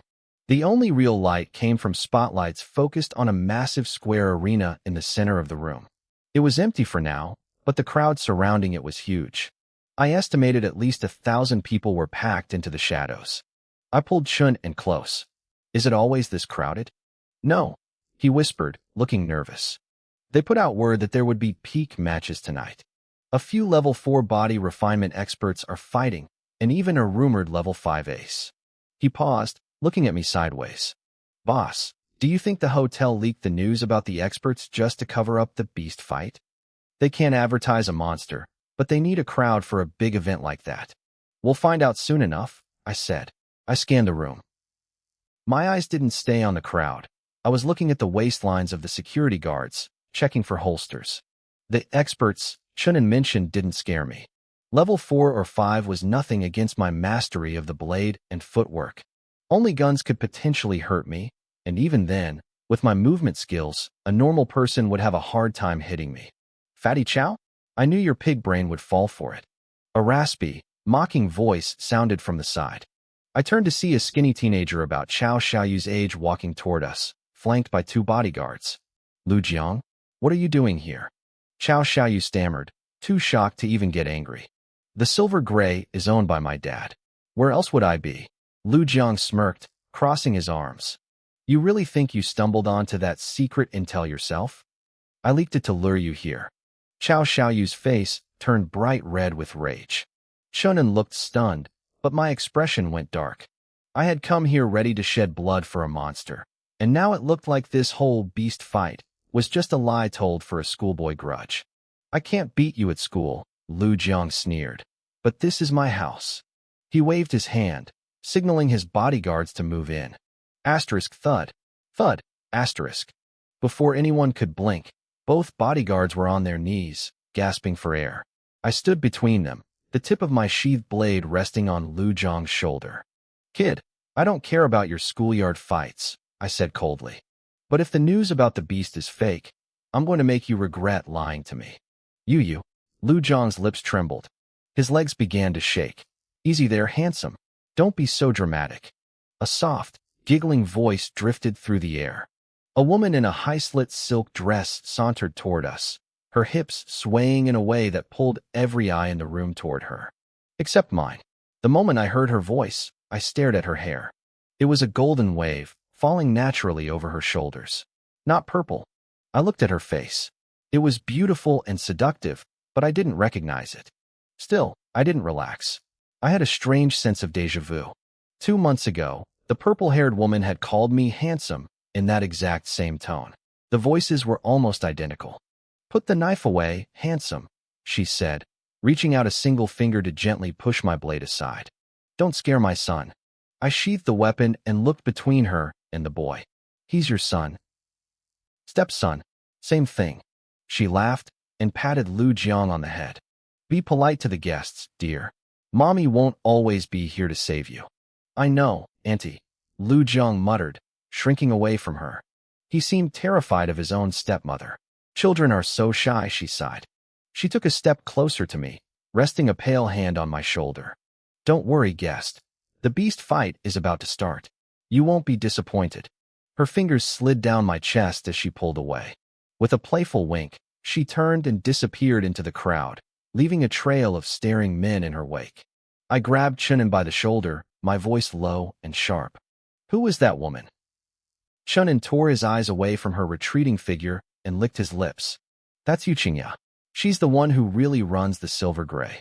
She was the mistress of Lu Chong, the owner of the Silver Gray Hotel. But that wasn't the whole story anymore. This woman was dangerous. In just over a month, she hadn't just climbed into Lu Cheng's bed. She had managed to seize control of his entire underground casino operation. I didn't know what kind of spell she'd cast on him to make him hand over his most profitable asset, but she was running the show now. Chunin was impressed by her ambition, but I was focused on the timeline. You're saying Yuqingya only showed up a little over a month ago? I asked. Chunin looked confused but nodded. That's right. I fell silent, my mind racing. 2 months ago, the authorities had raided a cultist stronghold at the Star River Bar. A woman with purple hair had been the only one to escape. Now, this Yuqingya, who felt eerily familiar, had appeared out of nowhere just weeks later. It was too much of a coincidence. Wan Keshin had warned us that followers of the flesh and blood demon god could shift their physical forms. Changing a face or hair color was nothing to them. I didn't have hard evidence, only my gut feeling, but when it came to cultists, you didn't wait for proof. You acted. I kept my left hand low, hidden from view, and flicked open my communication screen. My thumb hovered over the contact for the Bureau of Inspection. I started typing, but using only one hand was slow and clumsy. I frowned. This wouldn't work. By the time I explained everything, it might be too late, and there was no guarantee the Bureau would move fast enough. I deleted the draft and changed the recipient. I typed a single, urgent line, cultist at Silver Gray Hotel. Come fast. I sent it to Wan Keshin. Suddenly, the house lights dimmed. Spotlights slammed onto the center ring, drawing every eye in the room. The roar of the crowd died down instantly as a man in a flashy pink suit stepped onto the stage, clutching a microphone. Ladies and gentlemen, welcome to the Silver Gray Arena, he shouted. I know you're all here for the championship matches, but I have an announcement to make. Tonight, there will be no championship bouts. The room exploded. People were screaming, cursing, and throwing insults. Are you crazy? We came to see Jiang Xian fight Huyu. I brought $1 million in chips for this. You're going to lose a lot of business, you hacks. The host kept smiling, unfazed. He clapped his hands. For fighters leaped into the corners of the ring, each brandishing a different cold weapon. The shouting died down slightly. If there was going to be a fight, the crowd was willing to listen. The reason we canceled the main event, the host's voice rose to a fever pitch, is because we have prepared something far more visceral. Tonight, we give you the Beast Hunt. Before anyone could process his words, He hit a hidden button on his mic. The floor tiles in the ring slid back with a heavy mechanical grind, revealing 4 dark pits. Huge alloy cages rose slowly from the depths. They were cramped, filled with the hulking, grotesque shapes of monsters. The beasts let out a synchronized roar that shook the very air, slamming their bodies against the metal bars. The front row of the audience scrambled back in terror. Even the host looked pale, his legs visibly shaking as he wiped sweat from his brow. These are Star Realm beasts, brought in through special channels by our lovely proprietress, he stammered. Tonight, our 4 fighters will each face one. There are no points, no rounds, only life or death. He checked his watch. You have 1 minute to place your bets. After that, the cage is open. The host didn't wait a second longer. He practically scrambled off the stage in a panic. The crowd's fear evaporated, replaced by a sick, frenzied excitement. People surged toward the betting kiosks, creating a chaotic tide of bodies. I reached out and grabbed Xiao Xiaoyu by the shoulder, spinning him toward the exit. Coach, the beast fight is starting, he yelled, struggling against my grip. If you want to live, move, I said, my voice like ice. My hand was like a steel vise on his arm. I had seen those 4 beasts. From their aura alone, not one of them was weaker than the wolf poison I had faced in the simulation. The fighters on stage were only at the 4th or 5th stage of body refinement. On paper, they could hold their own, but I saw the sheer terror in their eyes. They had never seen a real monster before. Not every teacher was like Wan Keshin, willing to drag a live beast into a classroom to harden his students' nerves. I had fought wolf poison 10,000 times. I knew how these things worked. The moment those fighters wavered, and they would, the beasts would tear them apart. And since there was no protective barrier around the ring, the monsters would lung into the crowd and start a massacre. The security guards were just normal men with laser pistols. They wouldn't stand a chance. Boss, we should go, Chunin said, catching the look on my face. He was smart enough to see my concern, but he was still puzzled. But boss, these people in the crowd, they aren't nobodies. They're influential figures from the surrounding districts. If Silver Gray wants to stay in business, they wouldn't be this reckless with safety, right? Business. I glanced at him. Even if everyone survives tonight, do you think the Bureau of Inspection will let a hotel keep illegal Star Realm beasts? This isn't a business move. Chunin looked stunned. Then why? Why go through all the trouble of getting the beast just to lose everything in one night? Just keep moving, I muttered, dragging Xiao Xiaoyu through the crowd. Chunin didn't understand because he didn't know who Yu Qingyao really was. I was certain now. She was the survivor from the cult. These people were insane. Tonight wasn't about gambling or entertainment. It was a grand sacrifice. Hey, what's happening? Someone screamed. It hasn't been a minute. Why are the cages opening? The cursing grew louder. The crowd became a frantic, shoving mess. I didn't look back. I used my right hand to shove people aside like an icebreaker cutting through a frozen sea, leading my small group toward the exit. We finally broke through the crush of people, but I stopped dead when I saw the door. The heavy iron gates were shut tight. 5 massive men in black suits stood guard, and in front of them sat a chair. Yu Qingya sat there, her legs crossed, slowly swirling a glass of red wine. Leaving so soon, handsome? She asked with a playful tilt of her head. I thought you wanted to see the show. I forced a smile, my heart hammering against my ribs. I did, but my student here has a weak stomach. He saw the monsters and started crying to go home. I let go of Xiao Xiaoyu and gave the back of his neck a sharp pinch. The kid let out a sharp yelp, and tears actually sprang to his eyes. See? Scared out of his mind, I said, acting annoyed as I cuffed him on the back of the head. You were the one begging to see the beasts, and now look at you. Chunin stepped forward, his face pale as he gave Yu Qingya a shaky, forced grin. Boss you, surely you won't hold it against a kid? My client was desperate. Chunin tried his best to play the customer card, begging for a little flexibility. I didn't say a word. I just stood there and watched him work. I knew Instructor Wan Keshin would have alerted the Bureau by now. They were likely already on their way, but we couldn't afford to wait for a rescue. We needed to slip out now, or we might not get out at all. Yu Qingya didn't buy it. She let out a soft, mocking laugh and took another sip of her wine.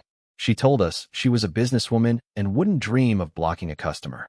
Chunin looked relieved for a split second, looking toward the exit. But the 5 massive guards didn't move to open the iron gates. Instead, they reached into their waistbands and pulled out guns. Chen An's voice started to tremble. He backed away, his face pale. Yu Qingya just shook her head, her eyes drifting past us toward the stage. She told me the show was just getting started, and it would be a shame to miss it. I turned to look, and under the harsh glare of the spotlights, the 4 dancers were struggling to survive. One of them was clearly weaker than the rest.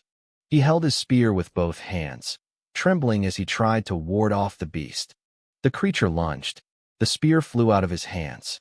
Sharp claws tore through his chest, ripping him open. The sight of the blood sent the crowd into a frenzy. They weren't horrified. They were cheering, their faces flushed with a sick excitement. But the celebration didn't last. The beast, fresh from its kill, suddenly turned its head and leaped off the stage. There was no fence, and there was no protection. The security guards didn't even raise their weapons.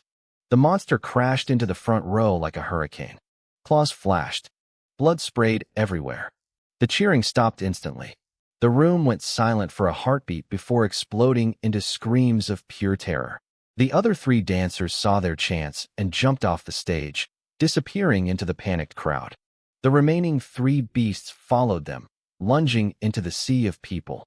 Then, the spotlights cut out. The room plunged into darkness, filled only with the sound of tearing flesh and the rhythmic screams of the dying. A group of spectators scrambled toward the exit, pounding on the iron gates. They begged to be let out, screaming that the monsters were killing everyone. The response was a deafening volley of gunfire. The guards opened fire, and a dozen people collapsed in a heap of tangled limbs.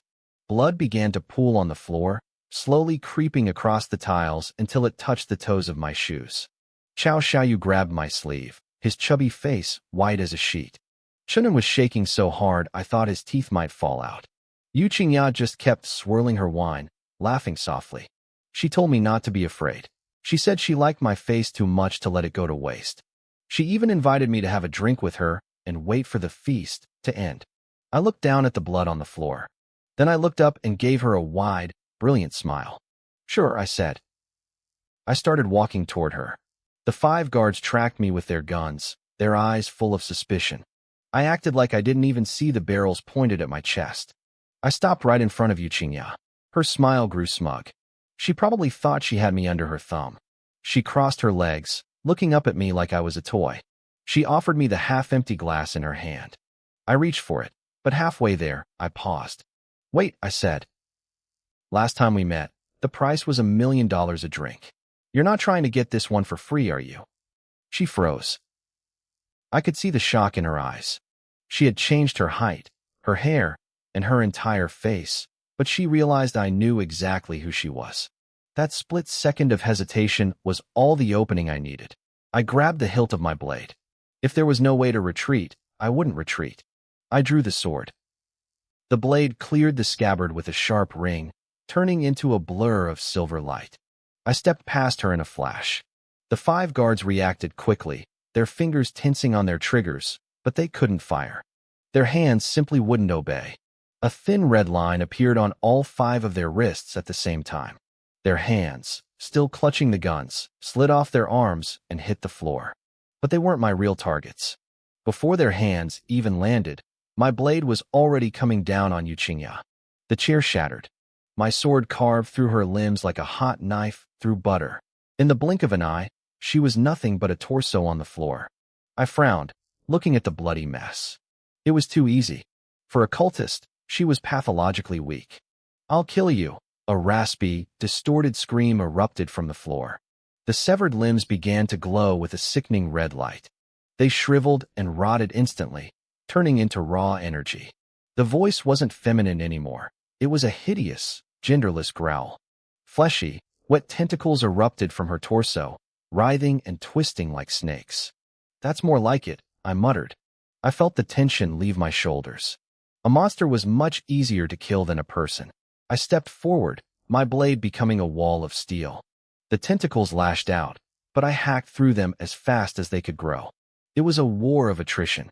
She kept using the blood of her fallen limbs to regrow her tentacles, but I was a machine. I didn't tire. I didn't miss. After a minute of constant slashing, the floor was covered in a thick layer of gray ash. The tentacles stopped regrowing. The red light faded. Yu Qingya was back to being a limbless stump, lying in the middle of the dust. Her blonde hair was gone, replaced by a bloated, slimy scalp. Her eyes were bloodshot and bulging. She stared up at me, her mouth full of jagged teeth. She hissed that we were all going to die. I leaned in, inspecting her closely. "So," I asked seriously, "are you officially a monster now?" She laughed, a wet, gurgling sound. She asked if I was finally starting to feel afraid. No, I said, a smile tugging at the corners of my mouth. "You misunderstood. I just think you look much cuter this way." She went dead silent. Her eyes went blank with confusion. That was the last thing she ever felt. I swung the blade one last time, and her head turned to ash. A message flashed across my vision. Asterisk killed monster. +5 space experience. +5 years added to available time. Asterisk. I sheathed my sword and stood tall. So, cultists counted as monsters too. That was good to know. "Coach, you're a legend." Xiao Xiaoyu screamed, his voice cracking with excitement. He had been paralyzed with fear while she was a monster, but now that she was gone, he was bouncing off the walls. I reached out and gave him a sharp pat on the back of his head to shut him up. Then I used the back of my blade to nudge Chunin, who was still shivering on the ground, back to his senses. The night wasn't over yet. Chunin's lips were trembling. He begged me to run, his voice cracking with pure terror. To him, he was just a small-time errand boy, and the carnage unfolding in the hall was more than he could handle. I looked past him. The situation was getting worse. The beasts were tearing through the crowd, turning the grand hall into a slaughterhouse. People were screaming, shoving, and trampling one another to reach the exit. I made a split-second decision. I shoved Xiao Xiaoyu toward Chunin and told them to get out. I told them I was staying behind for a while. Xiao Xiaoyu's eyes lit up with a sudden burst of adrenaline. He told me he wanted to stay and help. He had this deluded idea of being a hero, saving the masses from the monsters. I didn't have time for his fantasy. I told him he was a burden and to get lost. I watched as Chunin gave me a deep, solemn bow. He probably thought I was being noble. He grabbed the kid and disappeared through the iron door toward the stairs. I didn't correct him. My eyes were locked on the beasts roaming the hall. The mastermind was dead, but I wasn't about to let these experience points walk away. I gripped my blade and charged. The crowd was a wall of panicked flesh blocking my path. I didn't slow down. I shoved and slapped several people out of my way, my blood-stained blade held high. I shouted at the top of my lungs that I was with the patrol bureau. I told them anyone who blocked me would die. The crowd froze. A few people looked like they wanted to beg for help, but then they saw the cold look in my eyes and the gore dripping from my sword. They chose survival. The sea of people parted, leaving me a clear path. In seconds, I was standing before my first target. This beast was leaner than the ones I'd fought before, but its muscles were more defined. It was currently crouched over a corpse, tearing an arm from its socket. It sensed me and looked up, its eyes glowing with bloodlust. It lunged, covering 20 feet in a single bound. It was fast, faster than the others. I narrowed my eyes and focused. Just as its claws were about to meet my blade, I stepped. My footwork was perfect. I vanished from its line of sight and reappeared directly behind it. I swung my blade in a sharp, upward arc. It was the same move I used to kill Langdu. It worked just as well here. The beast let out a choked, familiar scream. I didn't give it a chance to recover. My strikes were relentless. It tried to pivot, but my movement was superior. I stayed in its blind spot, cutting deeper with every pass. In less than 30 seconds, its belly was slit open and its organs spilled onto the floor. It collapsed into a heap. A notification flashed, asterisk killed monster. +1 space experience. +1 year added to available time, asterisk. I wiped a bead of sweat from my forehead. Fighting smart was better than fighting hard. If I had gone head-to-head, even with my best techniques, it would have drained my stamina. This was much cleaner. The only downside was the smell. The beast's blood reeked. I didn't have time to clean my blade. I turned toward the next one. 5 minutes later, 2 more beasts lay dead at my feet. The hall grew strangely quiet. The only sound left was the muffled screaming of the 200 people still jammed at the exit door. They were losing their minds. In their panic, they were crushing each other against the iron frame. People who had survived the beasts were being trampled to death by their own neighbors. I stood in the center of the carnage, but I didn't move to help them. I was looking at the floor. Something was wrong. There were over 100 bodies scattered across the hall. There should have been a lake of blood, but the floor was clean. Aside from a few faint stains, the wood was dry. The blood wasn't just gone, it was being absorbed. I looked closer at a nearby corpse. It was shriveling up. The flesh was turning gray and brittle right before my eyes, as if something underneath the floorboards was drinking it dry. My heart hammered against my ribs. I remembered what Yuchinya said before I ended her. She said we were all going to die. She was dead, but her trap was still running. This wasn't just a massacre, it was a sacrifice. I didn't know what kind of horror was being fed, and I didn't want to find out. I turned and sprinted toward the exit. I needed to get out of this building immediately.